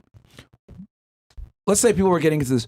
What's the trajectory of like scaling up? Like, okay, I got some successful products. Step one, do I hire a fulfillment center that you were talking about before out of Delaware? Do I hire someone to start researching products? What do you think is the best, I guess, list of steps to scale up the business in order? Perfect. Yeah. So what I would do is what I did personally. I started selling. I started making some good money, and I realized I'm working all day. I'm doing stuff such as like shipping, because I did everything myself, like labeling, shipping, product You're research, all researching, that. using the apps, figuring out what sells, what doesn't. All that. Yeah, split testing. So the first thing you do is eliminate the labeling and shipping Bam. if you're doing that yourself, because you can pay someone a little bit, or you could use a prep center. So Gotcha. now you have 3 hours of your day free. You use that time to find more products and make more purchases. Boom. Now you're making more money. You're becoming an expert at Amazon, to the point where if I'm doing the wholesale business model, I can hire someone to scan through product sheets or scan through Smart Scout, because I'm a master at it. All it takes is I hire them, a virtual assistant, $6 an hour, and I show them a whole bunch of Loom videos. I walk them through everything. This is how you can replicate it. And then I have them finding distributors, finding products you for me. teach them how to do it. Yeah. And then, okay. So step one, you stop making the labels yourself and packaging. Uh-huh. Okay. Step 2, get really good at the product research, finding companies to work with, and then have a virtual assistant help you with that. And then that means you can focus a lot of your time on actually making deals, negotiating. Bam. Like every single day I would wake up and my virtual assistant has 20 different brands that I can contact. I didn't have to go and do the research. He's working all day. And these brands can, maybe one of them I buy from, and that brand will make me $5K a month. And I paid my, VAs. Like How much you paid him? Way less. Your VA. You're saying like $6 back an hour in the day, in the it Philippines. was not that much. Slave work. But I gave him a lot of bonuses. Shout out. Yeah. Okay, Yeah. shout out to you. And then, so question, Katie, real and quick. then what was the third one that you think that they got to do after that? But those are the top two things they got to outsource. Yeah. Then Research and physically labeling the products, etc. Yeah, then you got it down. You have more products than you can buy. So then the third thing is money. Now you need some money, because you have all these products in front of your face. Your virtual assistant is giving you all this. Like, you have a lot in your face and you don't have enough money to buy it. So you want to get an Amex. Acquiring other people's capital through credit. Bam. Yeah, so there's, just seek more money, because you're going to need to spend more money. Would you recommend getting an investor as well? That's your choice. For me personally, I like credit cards and lines of credit and loans, rather than someone taking a percentage of my business for money, when I can go, contact American Express, and off the first month they give me 100 G's. Bam. on my Katie, credit card. how old are you, bro? I'm 24. Okay, so in the morning, right? I'll be getting my morning coffee and snack out Joe and Juice, basically. I see this guy walking his dog, just chilling. I'm like, bro, why are you up so early? But I'm just curious, bro.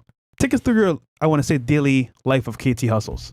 What do you do when you wake up and during the day and then night?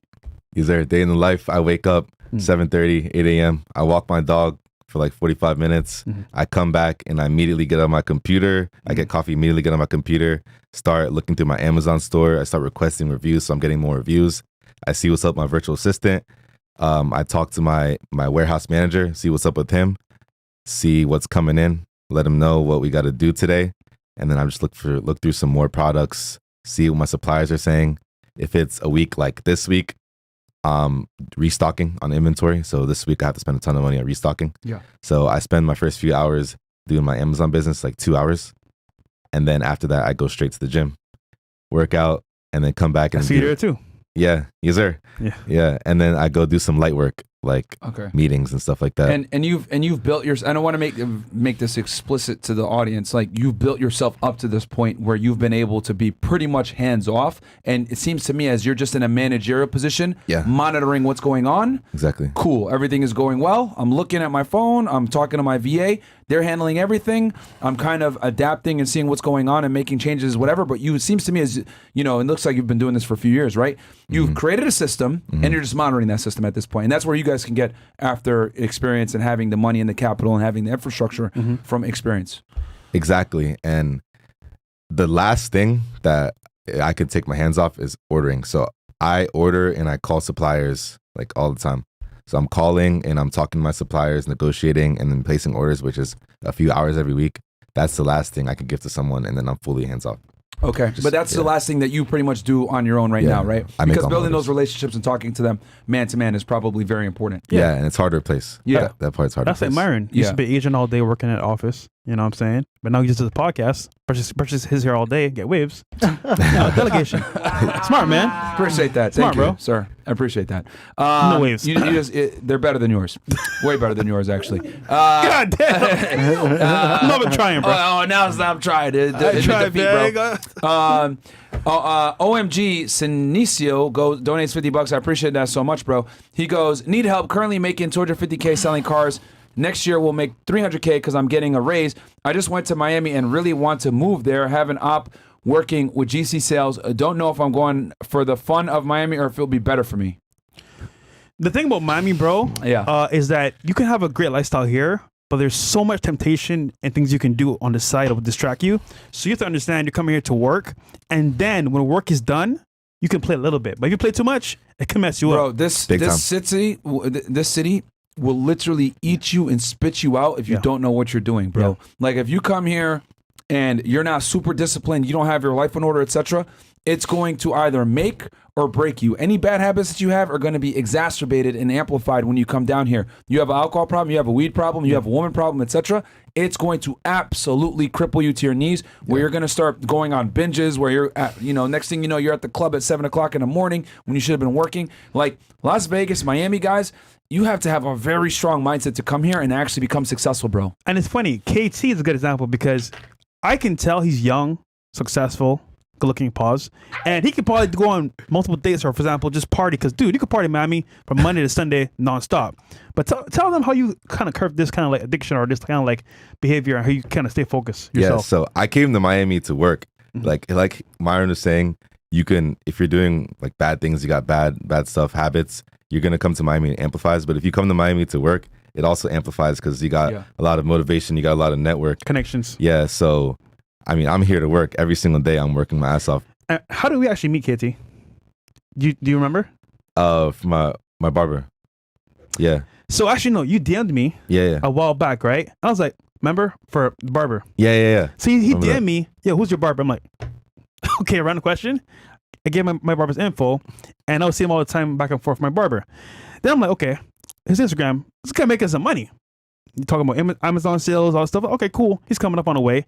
But I didn't know him that well. Yeah. Kind of find out like a year or 2 years later, you're in Miami making big money. I'm like, damn, the guy killing it. And then Adam, American Income, shout out to him, told me, yo, bring him on the podcast. And then from there, rest is history. Yes, sir. Yeah. So he started small, worked his way up, focused on work, and then he's here today on the podcast. Like, bro, if you have a discipline problem wherever you're at, like, please handle that before you come down here, bro. Yeah, bro. Because I don't want you guys to come down here, and a lot of guys fall victim to this. Even myself, I've done it before, where you'll come down here and you'll be like, oh my God, there's so many girls, blah, blah, blah, and I can do whatever. And like, you'll go on a binge for like a couple days or a week. Or So many baddies, bro. And then it can go ahead and actually like spiral out of control, bro. So guys, like don't come down here until you're ready, bro. Like make sure you are super disciplined and you have goals that you have stated and boundaries before you even decide to come down here, bro. Because it can absolutely mess you up if you don't know what you're doing. Because a lot of places, I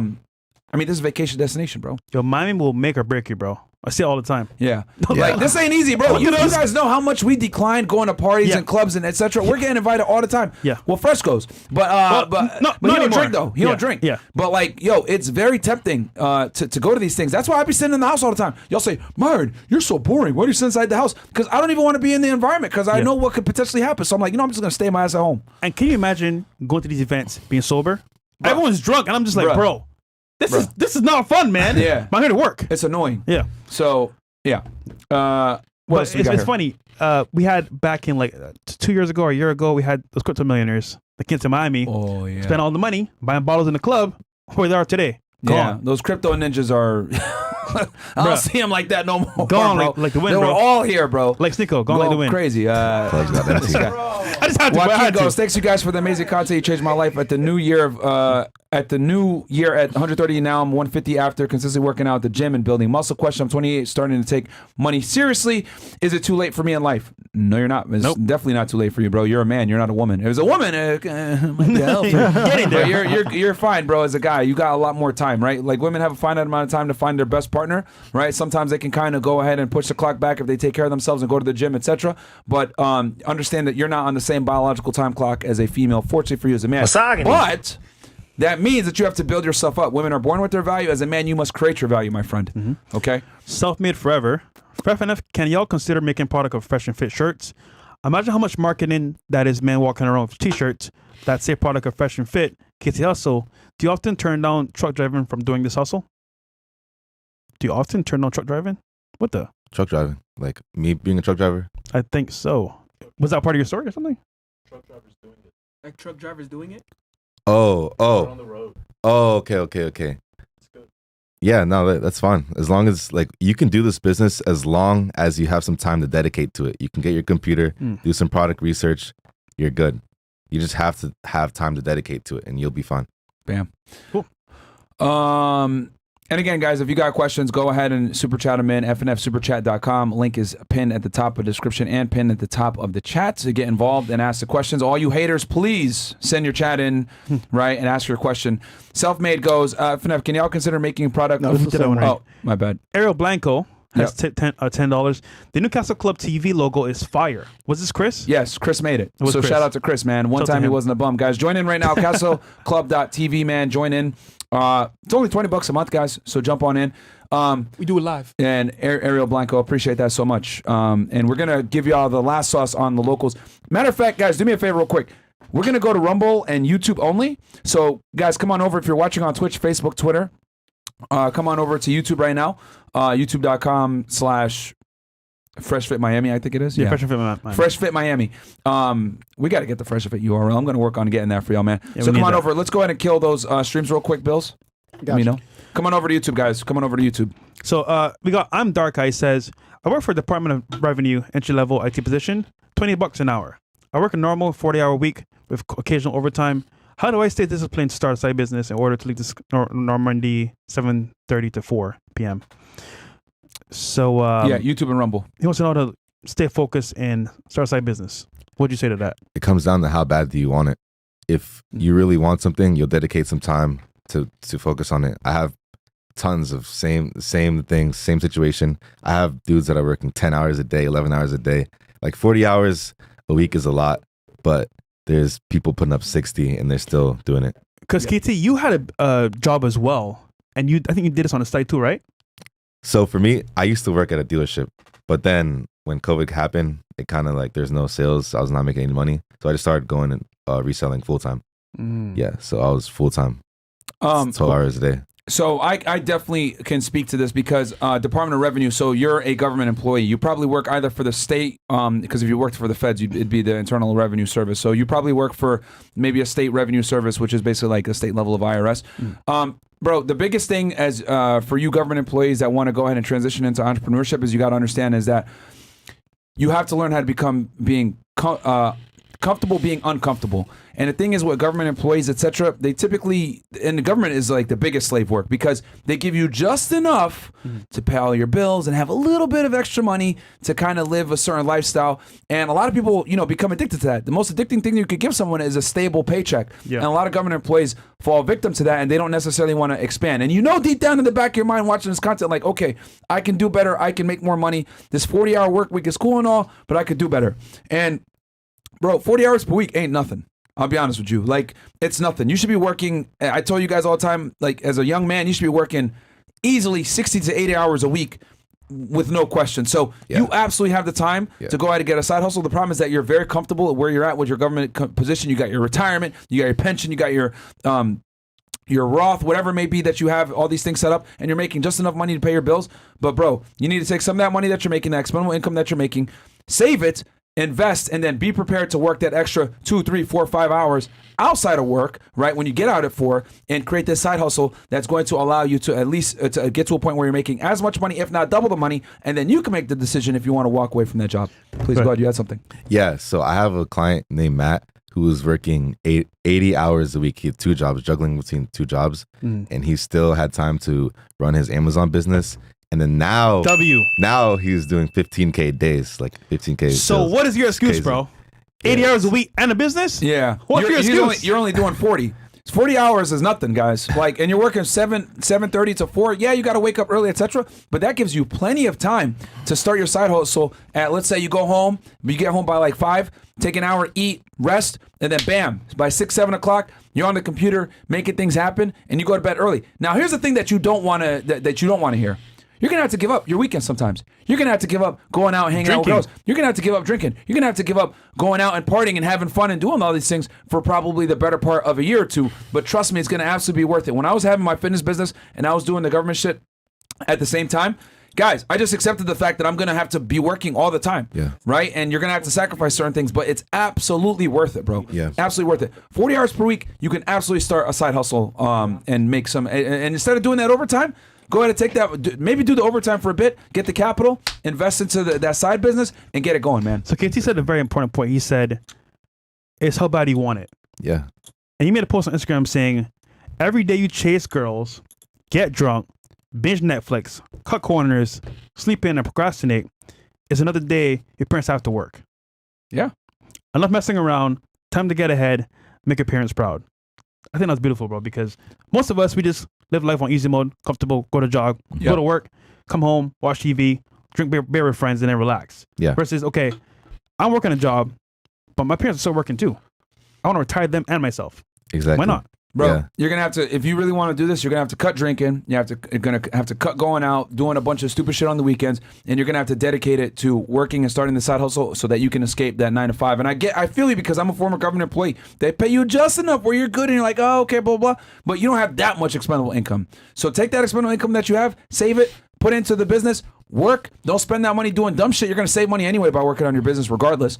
And get yourself to a position where you're making just as much money on the side hustle as you are with your main hustle, and then you can decide what you want to do. Yeah. That's real game right there. Like, you cannot skip the first part where you work very hard. Like the first phase, like I hear people saying work smart, which is good once you're able to work smart.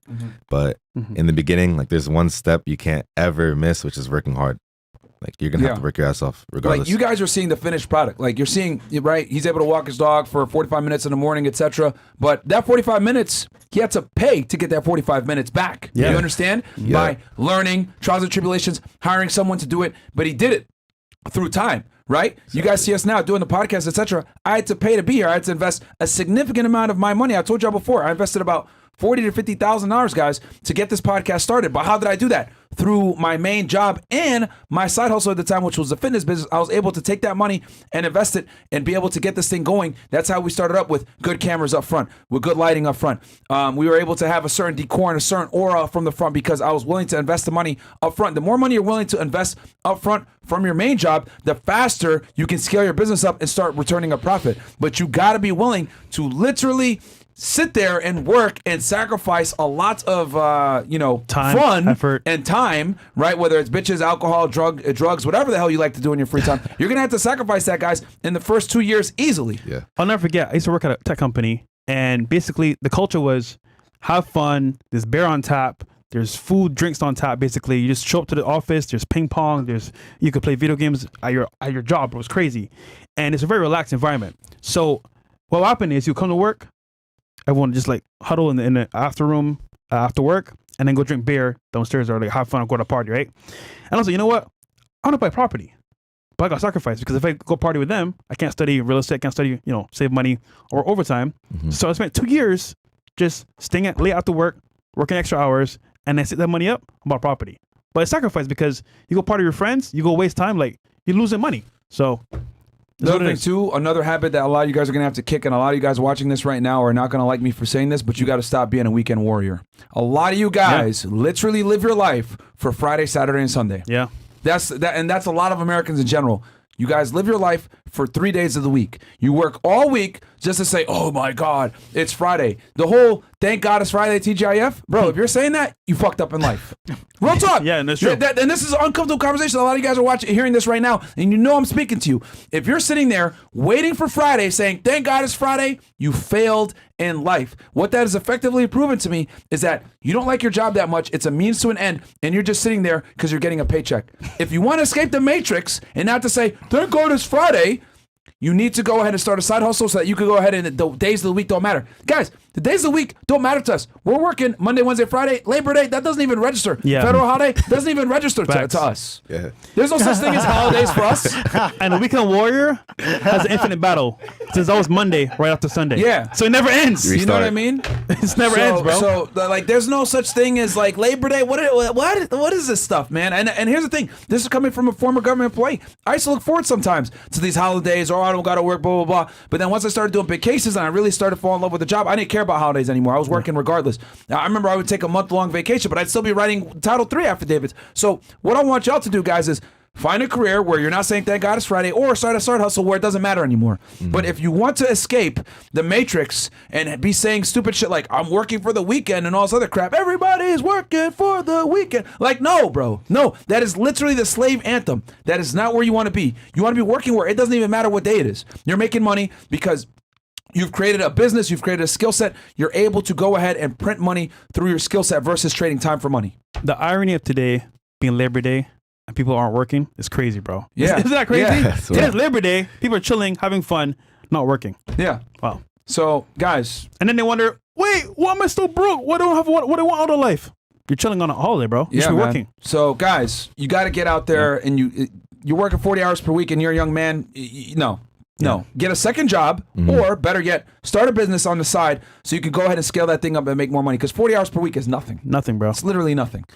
Mr. Man's donate $10. Would you say that stocks is an all right side hustle, even if you're swing trading at first? Ooh, oh Lord. Yeah. You know about stocks? Nah. I mean, I got friends that trade. They trade, do a bunch of other avenues of trading. Yeah. And they all say the same thing. Basically, like, okay, with trading, it's a risk. Now, if it's your full-time thing, it's your life you're going to depend on because you got to pay bills. You got to make sure you can feed the family. So you can kind of like say that's going to be your main mode of income. So you got to be careful. But if you're trading just on the side, be willing to put money that you're not afraid to lose, because with trading, you can lose the money like this. So it's a gamble, honestly. And without the skill and you're just putting money into it, you're going to feel probably a lot. So if you're willing to go through that learning curve and feel a lot, you can pass through to the other side of it. But once again, the money put in, you may lose in an instant right away. It's essentially gambling. Whatever you put into it, make sure you're willing to lose it, guys. Your best to find a mentor that has the skill already, that knows what to do and what not to do. Learn from him, pay him the money, and then start trading after that, because you don't make the mistakes and you beat that learning curve. Or better yet, let them trade for you if you want. Bam. If you really want to do it like that, and then put money that you're willing to lose, guys. Like, that's why we tell y'all buy and hold, bro. Like, I got a friend, bro. He's a auto trader. Hey, bro, trust you, bro. You know what you're doing. Give him the money. I haven't lost money yet. Only game money every single day. But if you do lose it, it ain't the end of the world. Yeah, it's money you can throw away. Yeah. Kashi goes, found you guys through Kevin Samuel's first appearance on your show and been hooked ever since. Y'all and some other Red Pill creators changed my life. 30K now to 72K and climbing. Thank you. Question, how do I send my product to Amazon? Where am I here? How do I send my product to Amazon warehouse to sell? Super simple. So when you're on the Amazon seller platform, you click the inventory tab. Well, let's say you don't have a product, so you add a product tab, so you get the product in your inventory, and then you have an option to create a shipment, and then you click create shipment, and it tells you where to send it to. So it's very simple. Okay, cool. Who else we got here?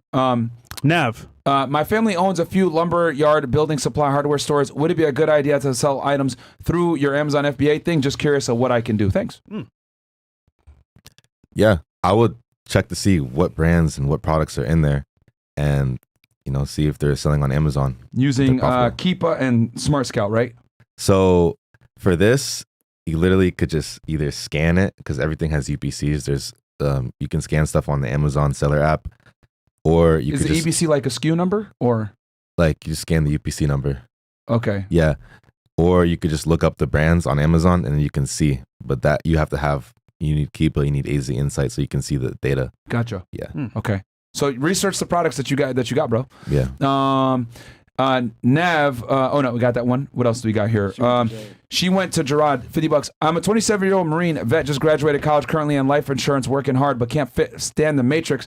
If I gave KT also $6,000 to help me get started, I'll give you half of what I earn. How can I get you my resume? Oh wow. Bam, we got someone that that seems what like if they want coaching or they want to start right away? What's the fastest way to get to you?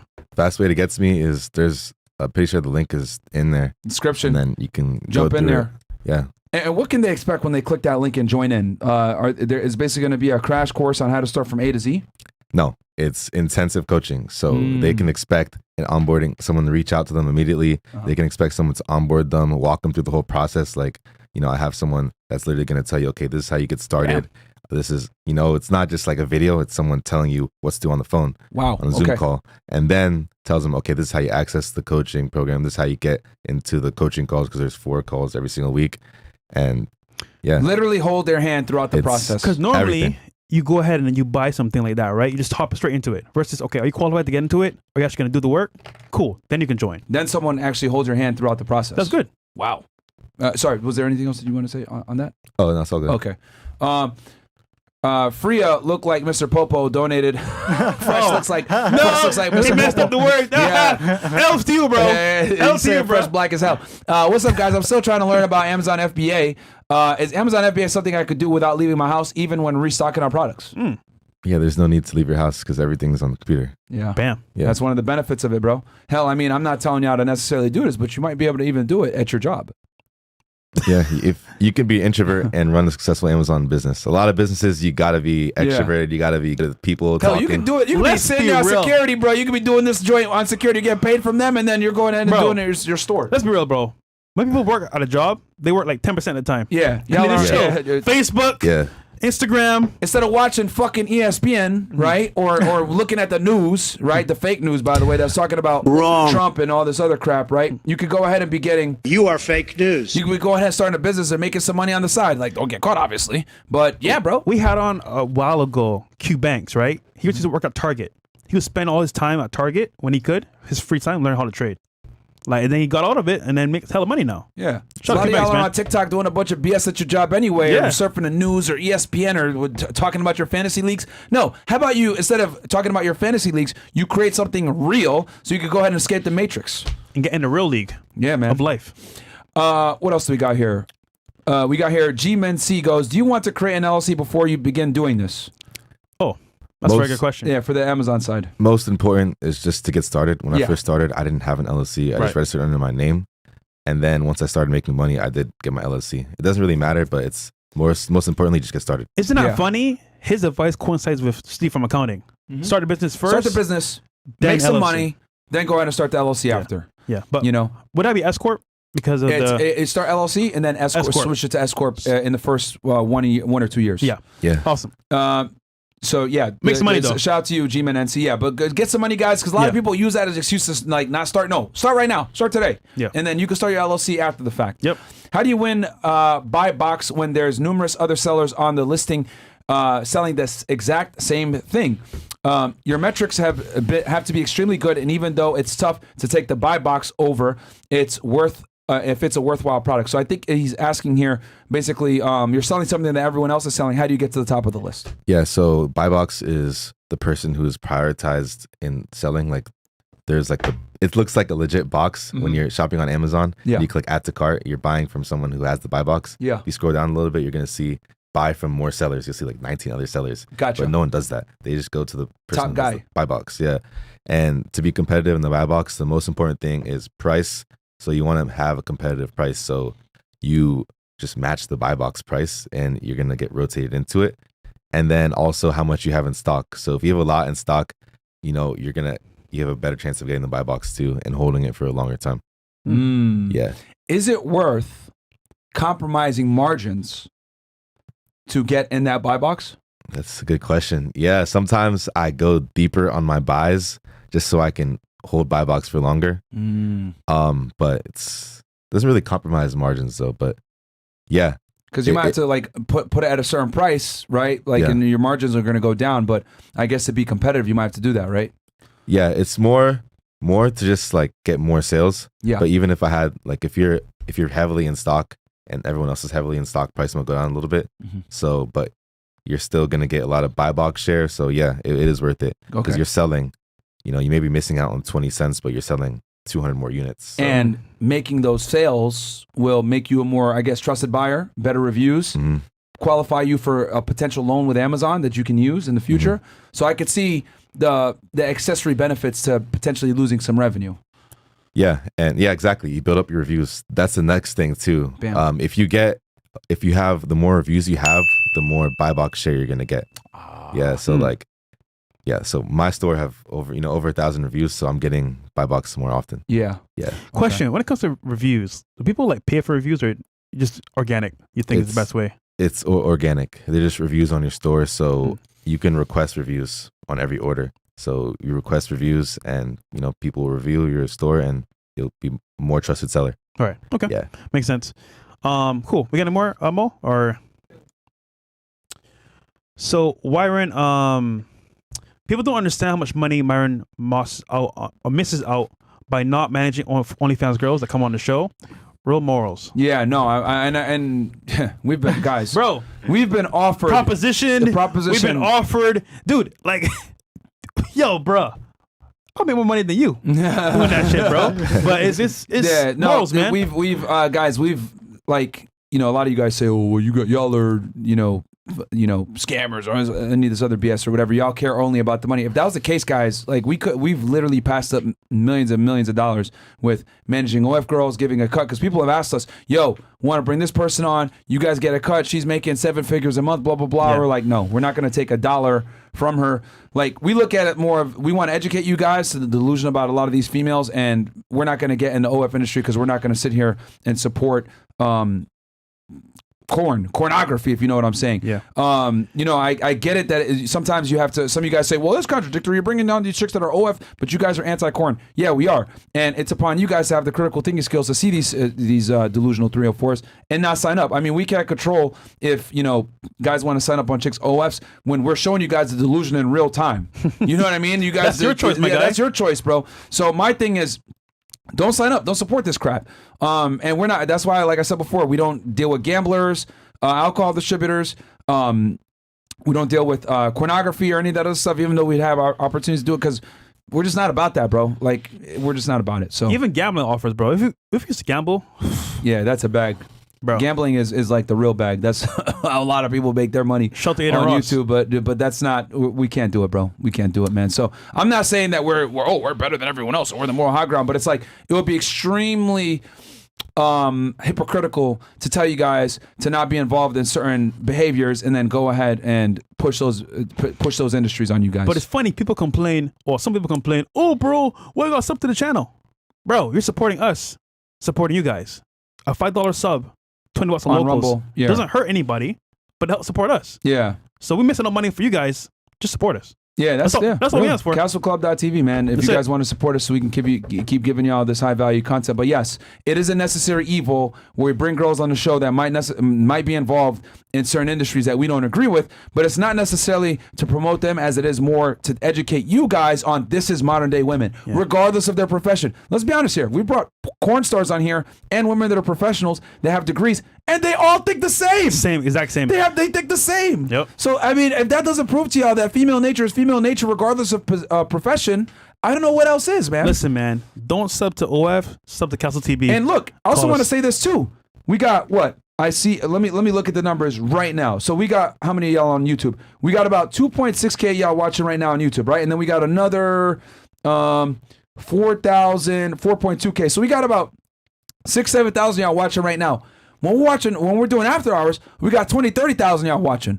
guys, a lot of the people that watch us, a lot of times just want to see girls. They might not necessarily be RP aware. They might not necessarily care about self-improving. They might not necessarily care about becoming a better man. They just want some entertainment, and they might take a gem here and there, and they might get interested, be like, damn, y'all talk about money too, and then they come on over, and that's what we want. We want y'all to be watching these shows because this is where you get the real value. But we have to be able to get the honey out. Okay, girls, and then they watch like, wait, these chicks are delusional. Wait, I got to get my money up. Damn, I got to get in shape. Wow, these girls are really picky. Let me tune into one of their Money Mondays. Let me tune into one of their Womanizer Wednesdays. Let me tune into a call-in show. Oh, wow, these guys offer way more value. Bam.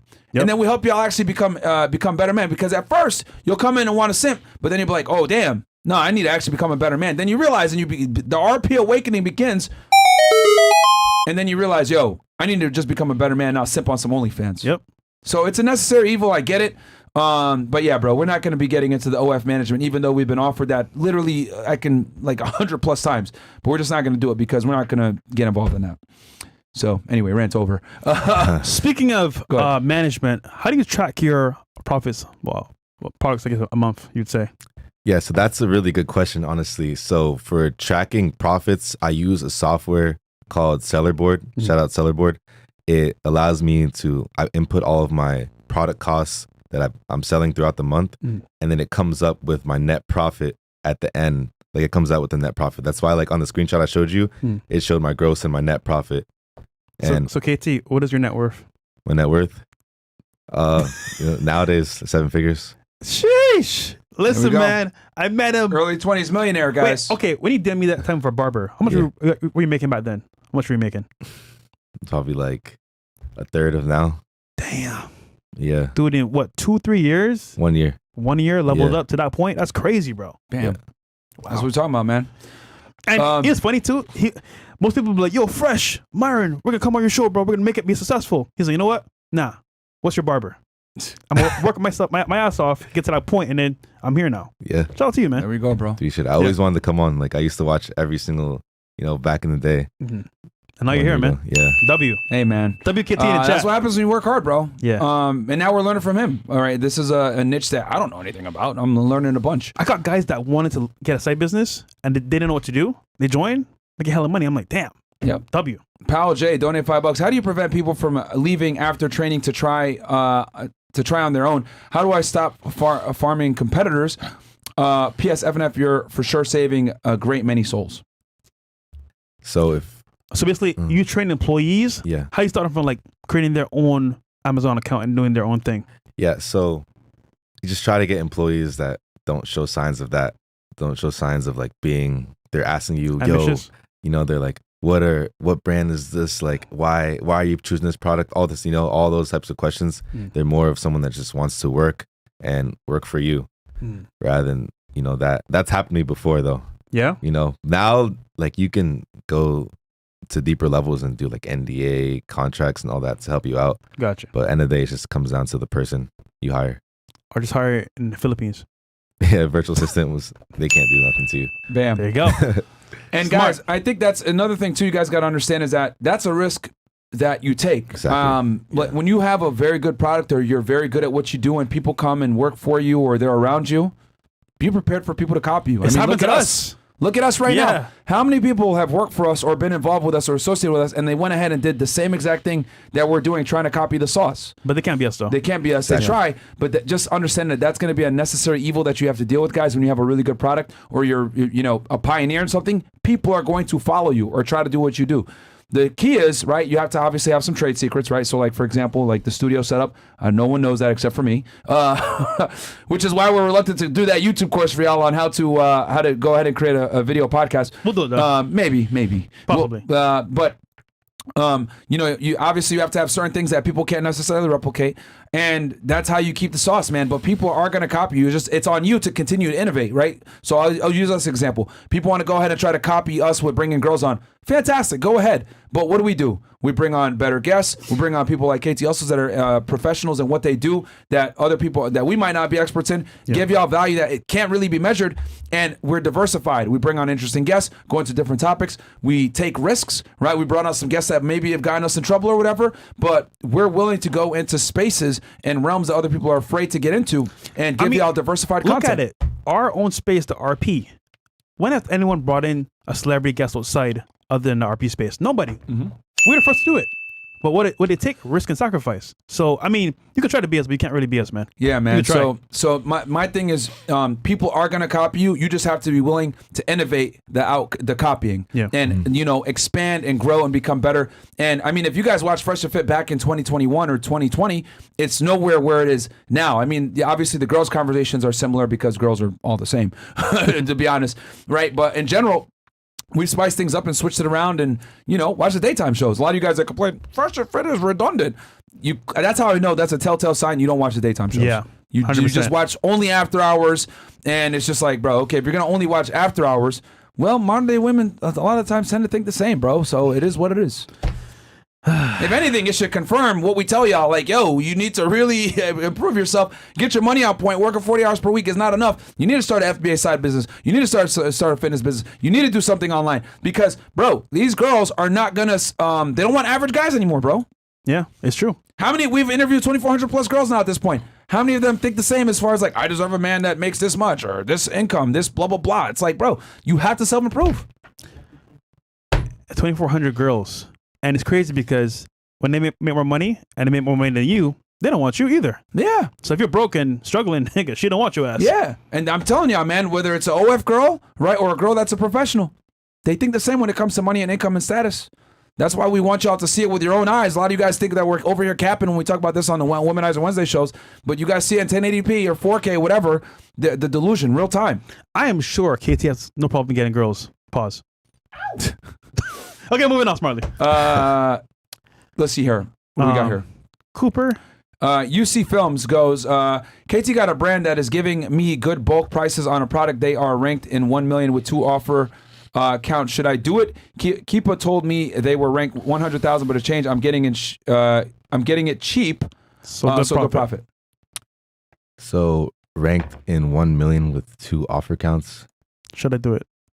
So what I would do, I would definitely get Keepa. I would get AZ Insight and see exactly what the estimated sales are for all the products and go from there. If you're getting it very cheap, and let's say you have the potential to sell 50 products of, each listing a month, something like that. Like if it makes sense, then definitely go into it. But check for the sales history first. See if it's profitable or it's already profitable. See how often it's actually selling. See the sales first. All right, there you go.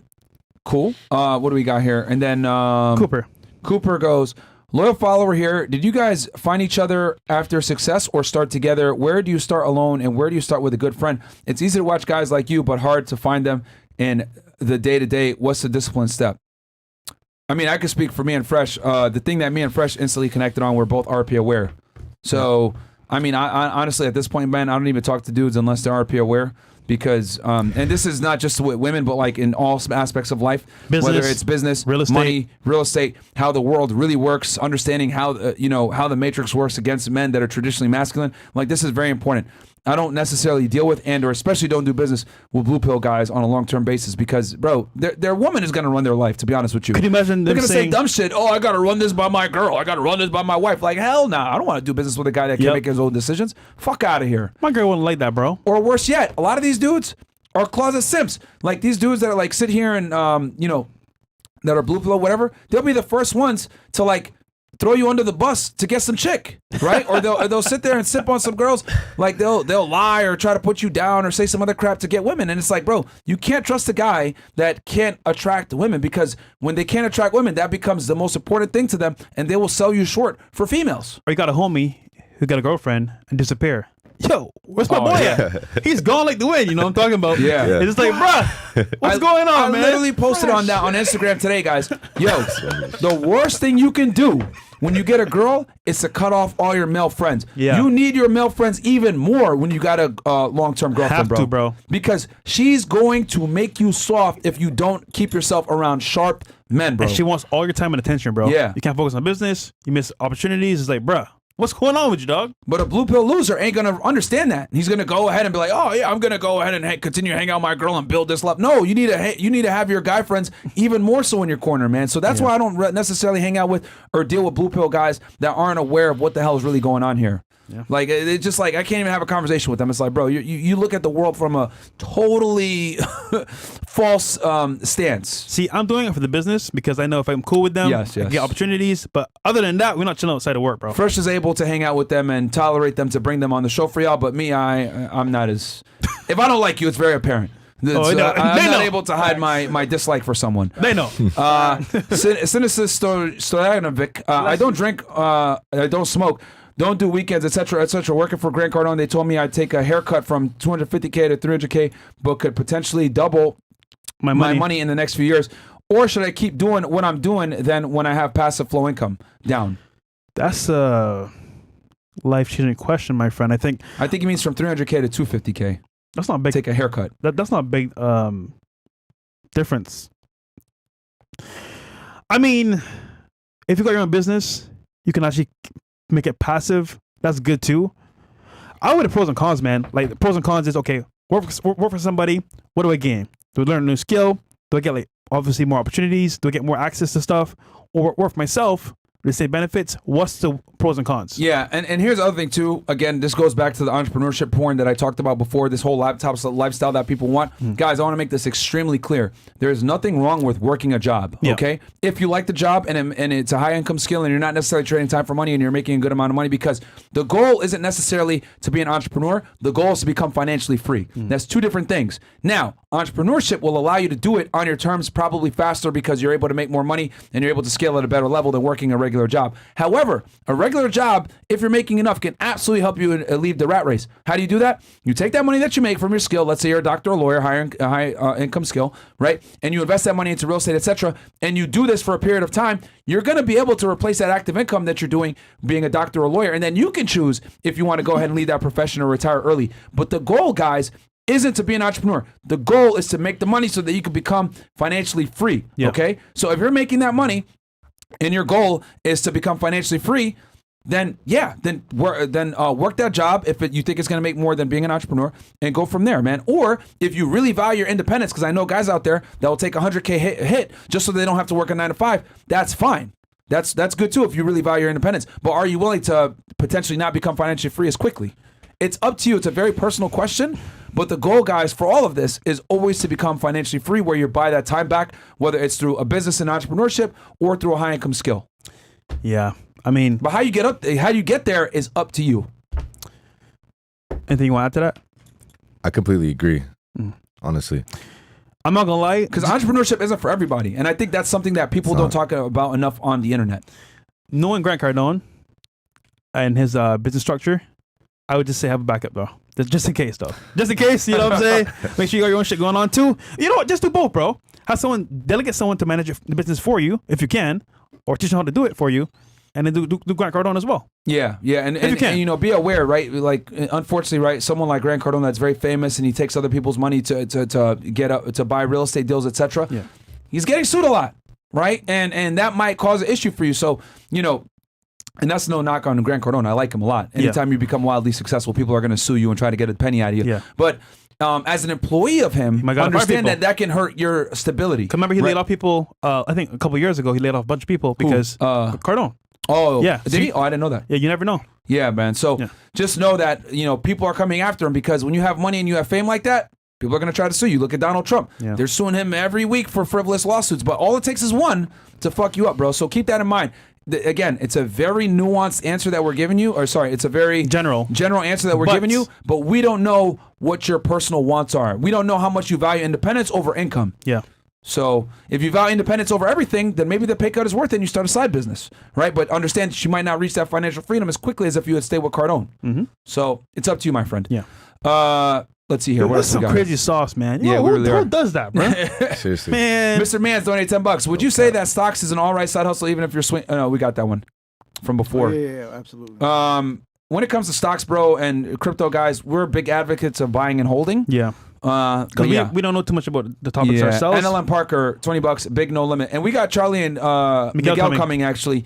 Actually, this is a really good time to buy crypto, man. So we're going to be talking about that probably this Friday for y'all. And they got another really, you know, I'll make the announcement at the end of the show. I got a huge announcement for y'all on Friday who we got coming in as a guest. It's going to be fucking huge. So Self-Made Forever goes, KTL, so what was your options of women like bed and after your success? I think means before. If you didn't have women before success, were you bitter? Fresh. You should still bring your ex-wife on the show. We haven't forgot. This nigga, bro. Yo. So they're asking, what are your options of women like before and after your success? I mean, before success, obviously, it's like less. Yeah. You know, like you attract what you're worth. Mm-hmm. You know, so if you keep improving yourself every day and like you go up in the brackets, you're gonna get better quality women. Hey, Yeah, man. bro. Yeah. What's your status, bro? Huh? What's your status? I'm married. I'm married to the money. Okay, good answer, dog. Okay. Yeah, I mean, this goes back to what I said before, guys. People get mad at me at this, but I've said all women are gold diggers. Some are just better at hiding the shovel. The reason why we tell you guys to get your money on point is that, unfortunately, some girls aren't gonna mess with you unless you have a certain status, bro. Unfortunately, like, and I'll be honest with y'all, the most attractive women typically aren't gonna mess with you if you don't have your stuff together financially, bro. Yeah. Because the hotter a girl is, the more she gets approached by successful men that have resources. These successful men that have resources kind of put in her mindset, this is the type of guy that I qualify for. Whether she actually qualifies for that individual or not is irrelevant. That's what she thinks. Yeah. And she's going to go ahead and deal with you accordingly. So a girl that's been getting hit up by multimillionaires, guys with status, blue checks, blah, blah, blah, she might be a 5 or a 6. She might not deserve that guy, right? But she thinks in her head, I deserve that guy because that's what she's getting hit with all the time. Yeah. So perception is reality. So for a lot of these girls, guys, you can thank Instagram for this. They think they're better than most y'all. Keep it in a million. That's why a lot of guys are becoming RP aware, because they're realizing, holy crap, it's a lot harder for me to get girls nowadays than it was before. It's because of Instagram and social media. Ta-da! So you got to increase your status, and it is what it is. It opens you to a higher amount of women that you can be attractive to. Now, I'm not telling y'all to go ahead and simp, because a lot of y'all will go ahead and sit there and simp and, let me pay your bills and all this other stuff. No, don't do that. You make the money so you can go ahead and attract those women, but you don't necessarily have to give it to them unless they earn it. Women have to earn that from you guys, because once you start simping and tricking and doing all this BS, they're gonna look at you as a wallet and that's an L. You're in the customer frame. But for you to get the access, a lot of the times you have to reach a certain level of status, man. It is what it is, bro. The sexual marketplace is now globalized. You're competing against guys that have status for average looking chicks a lot of the times, man. Yep. It's part of the game. Yeah, it's part of the game, unfortunately.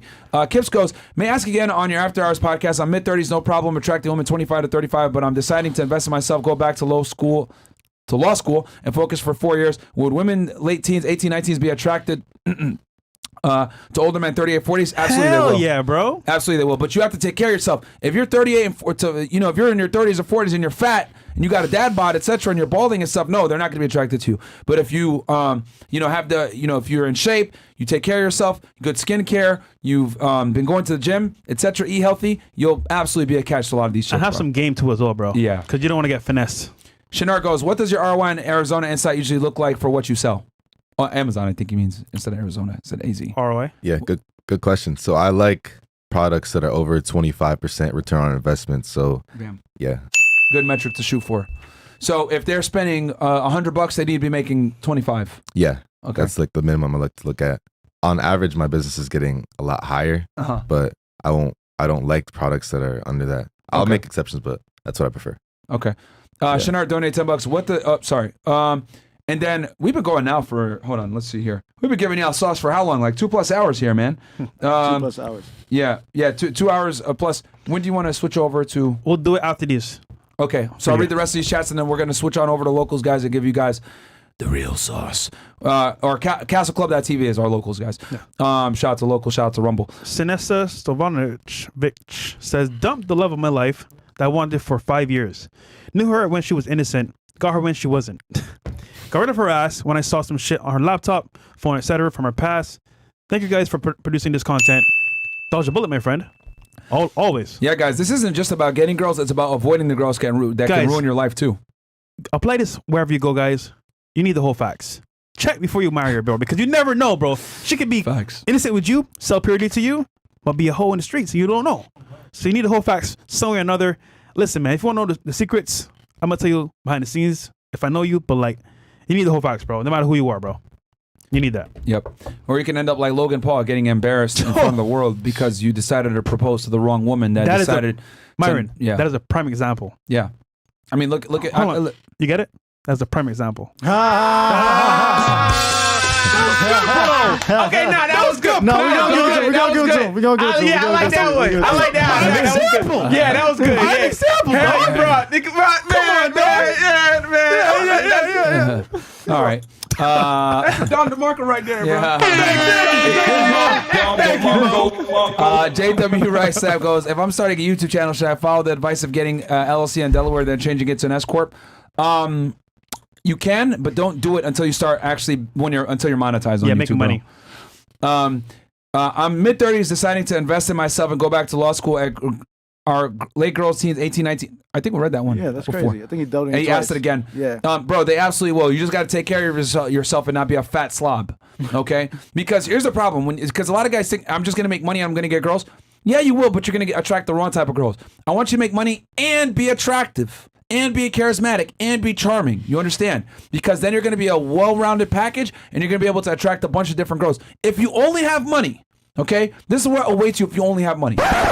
You're going to get disrespectful, ungrateful sugar babies that are going to give you, if you even get the box at all, mediocre, lackluster starfish sex at best. If assuming, and you're going to have to pay for all of it. Okay? So that's what awaits you if you're just going to be a rich simp. All right? So that's why I tell y'all, get in the gym, take care of yourself, learn game, understand female nature, so you can be a holistic package where girls actually want you. Okay? Ismail donated $1. What do you say?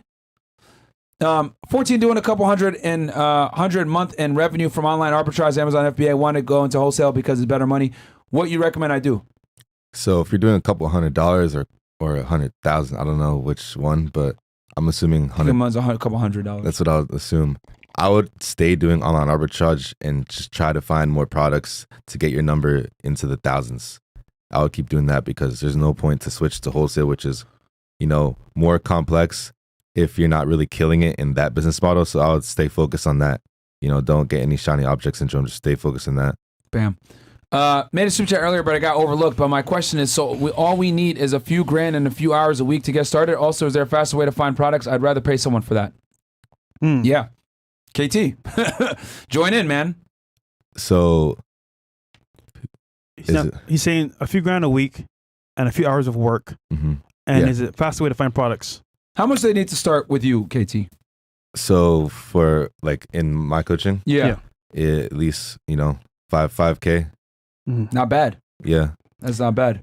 It's a business. Yeah, I mean, that's actually cheap compared to a lot of people that will teach you how to scale up a business, whether it's online fitness coaching, whatever. Guys, I paid, I think $6 or $7K to get into Brandon Carter's HCT, high ticket trainer, and I was able to use that information and create 6 figures that first year. I paid $10K for my mentor. Yeah, for everything. So that's the cost of getting in. But think of it, you're gonna be profitable if you follow the advice right away. You're gonna have someone holding your hand. Mm-hmm. It's worth it, bro. And some of y'all buy bottles in the club for 4, 5, 20K. Facts. For nothing. You don't get nothing back from it other than some whack ass pussy. Yeah. Or some of y'all pay that to a chick that doesn't even like you. Yo, you might as well invest that money into yourself. You might not have the money right now, but that's okay. Save it.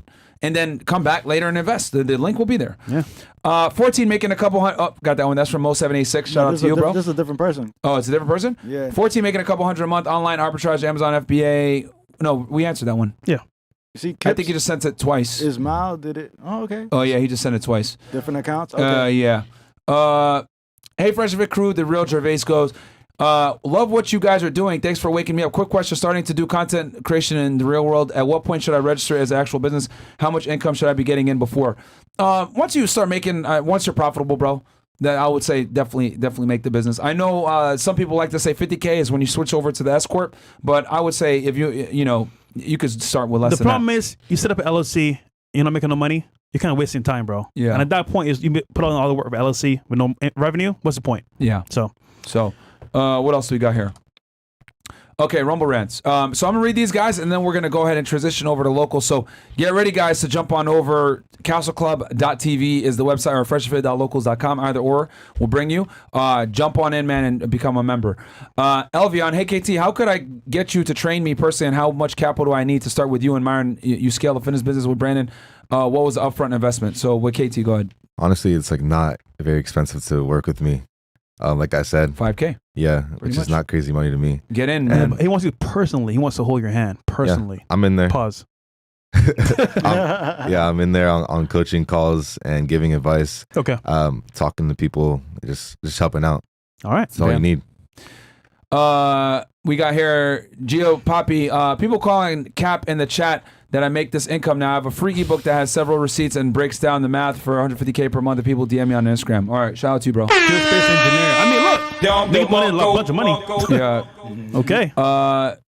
Ariel Blanco, we're strong in B2B with home medical equipment like hospital beds and mobility. Looking at a B2C angle, should we go with traditional e-commerce or Amazon? Your insight would be invaluable.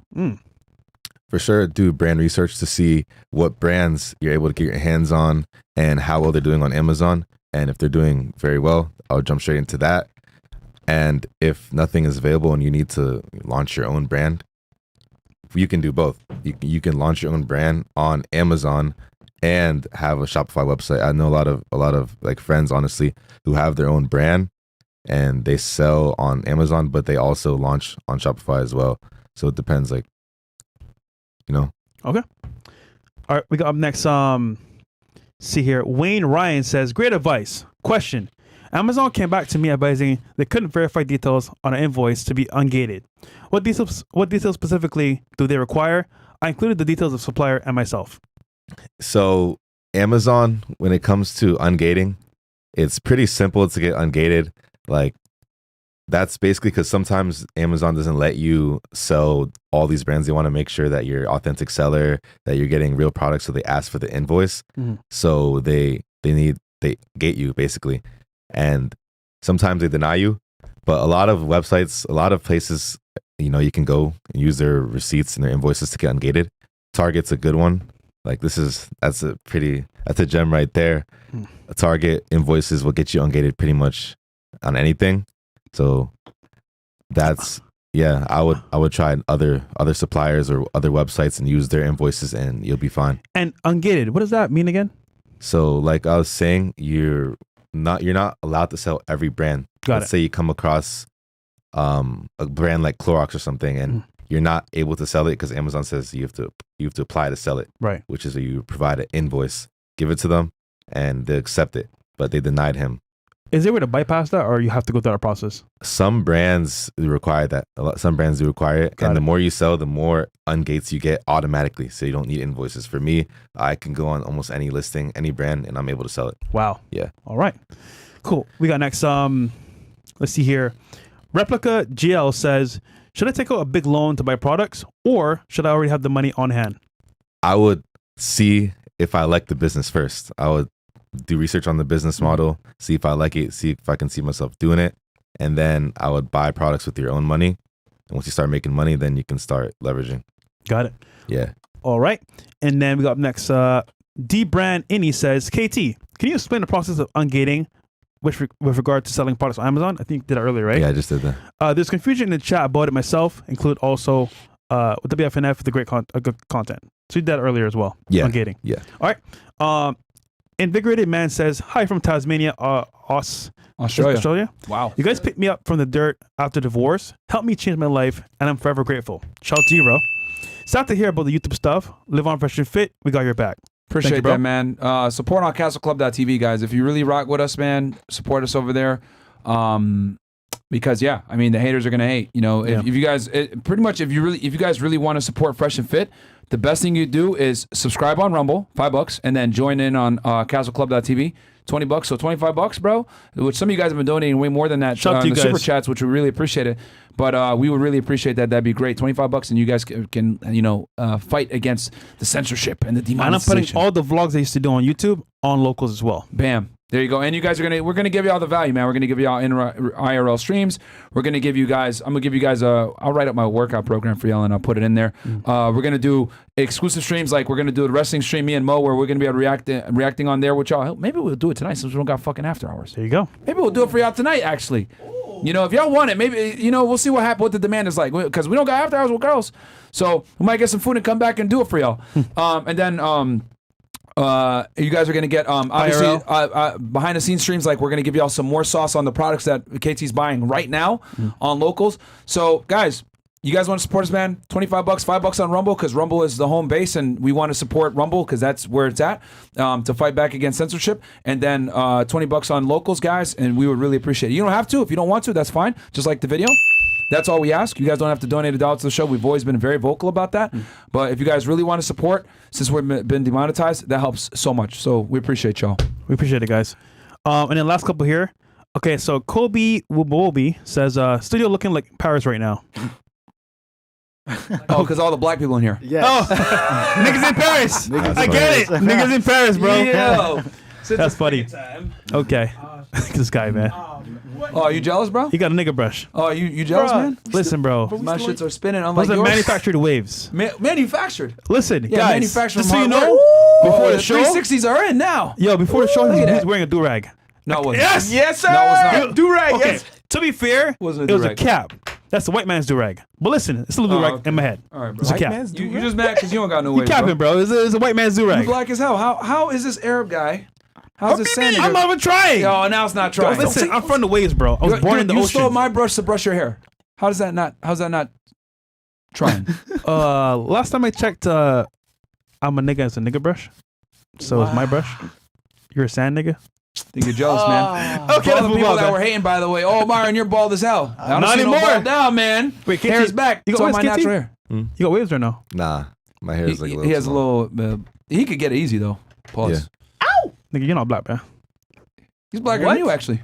Well, they have about the same complexion, actually. Midnight. Yeah, I'm just kidding, bro. All right. Cool. Lightweight baby. F&F, thanks for the dope content as usual. KT is your FBA course and software you use applicable to people based in the United Kingdom. Appreciate all the knowledge so far. No mind them.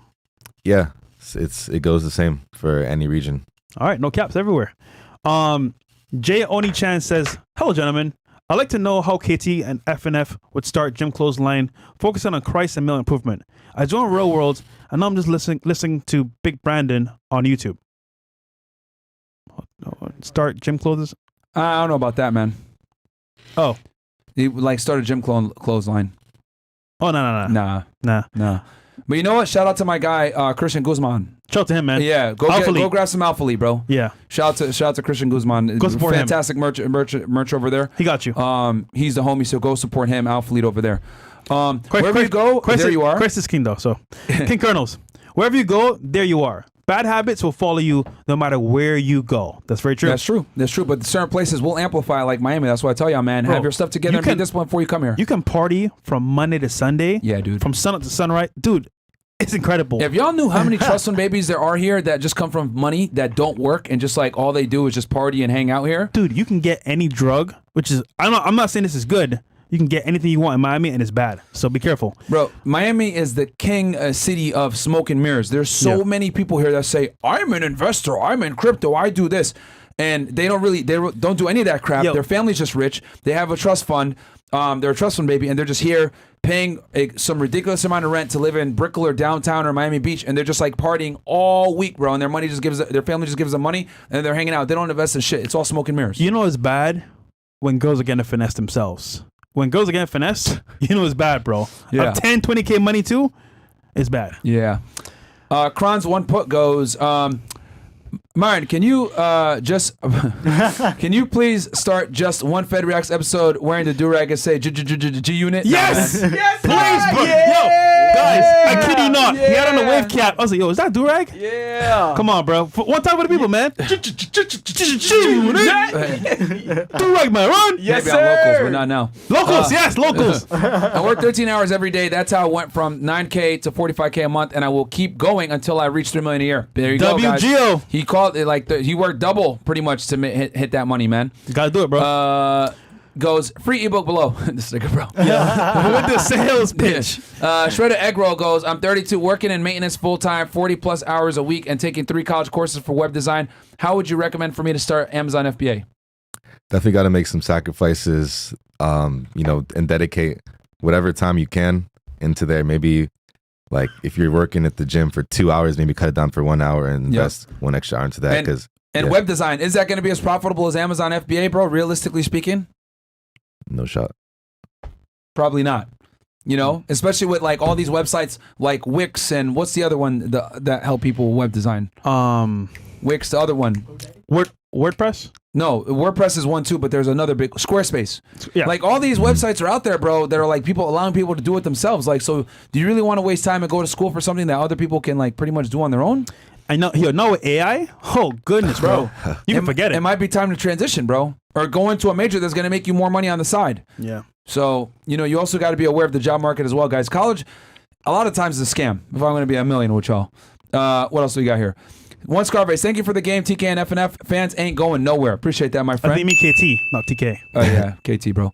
All right. I think we're caught up. Time for locals. Okay, guys. So we're going to transition over to castleclub.tv, guys. Castleclub.tv. Join in right now. We're going to give you guys the products, okay, that you can actually get right here, right now that have KT making. He made, what, 10,000 today and then 8,000 yesterday? And the other way around? There's one product he's going to show you guys for Halloween. It's going to break everything. Damn. Like, this is the gem here. You get this product, you're guaranteed to make money. Damn. So come on over right now, guys. Castleclub.tv or freshofit.locals.com. Let's pin it at the top of the chat so people know to join in. But before that, bro, before we go to locals, last thoughts for the people on YouTube and Rumble. So last sauce. Yeah, anything you want to drop to them? Yeah, before we go over to the exclusive stuff. Yeah, I'll say one thing. Please. So I've been talking for a while about Amazon, so you probably know what's up with the business, if you like it or not, a little more. But if you do want to start this business model, it's right now is the number one time. I know it's really cliche, but we're about to go into Q4, and I was saying earlier, I didn't go too deep onto it. People are going to see 30 to 50% increase in sales overall. There's Black Friday, there's Christmas, and these are huge days, and they're doing a Prime Day in late October as well, which if you're an Amazon seller, you know your sales go crazy. So it's like, if you want to start, it's never been easier. I'll say that. Like, it's never easy. It's going to be hard regardless, but there's no easier time to start than now. Bam. Before Q4. And y'all got, basically, if you join in now, you'll be in the beginning of the month, and it will you'll literally be able to get all the sauce, and by October 1st, you'll be up and running and making money and going hard, and you'll know exactly what to buy. So, hey man, I think now is one of the best times to pull the trigger, because you got a month to like literally internalize this stuff and get things going. Might as well. Cool. So, guys, we're going to switch on over to locals right now. I know that we had some issues with lag last time we did this, but shout out to Bills. He fixed it. So we're going to be in full-on 1080p over there, man. We'll be fine, no lagging. So, guys, link is below to sign up, join in, whether you're watching on Rumble or YouTube, and we're going to make that transition over right now, man. So, peace out, guys. See you guys there. YouTube killed.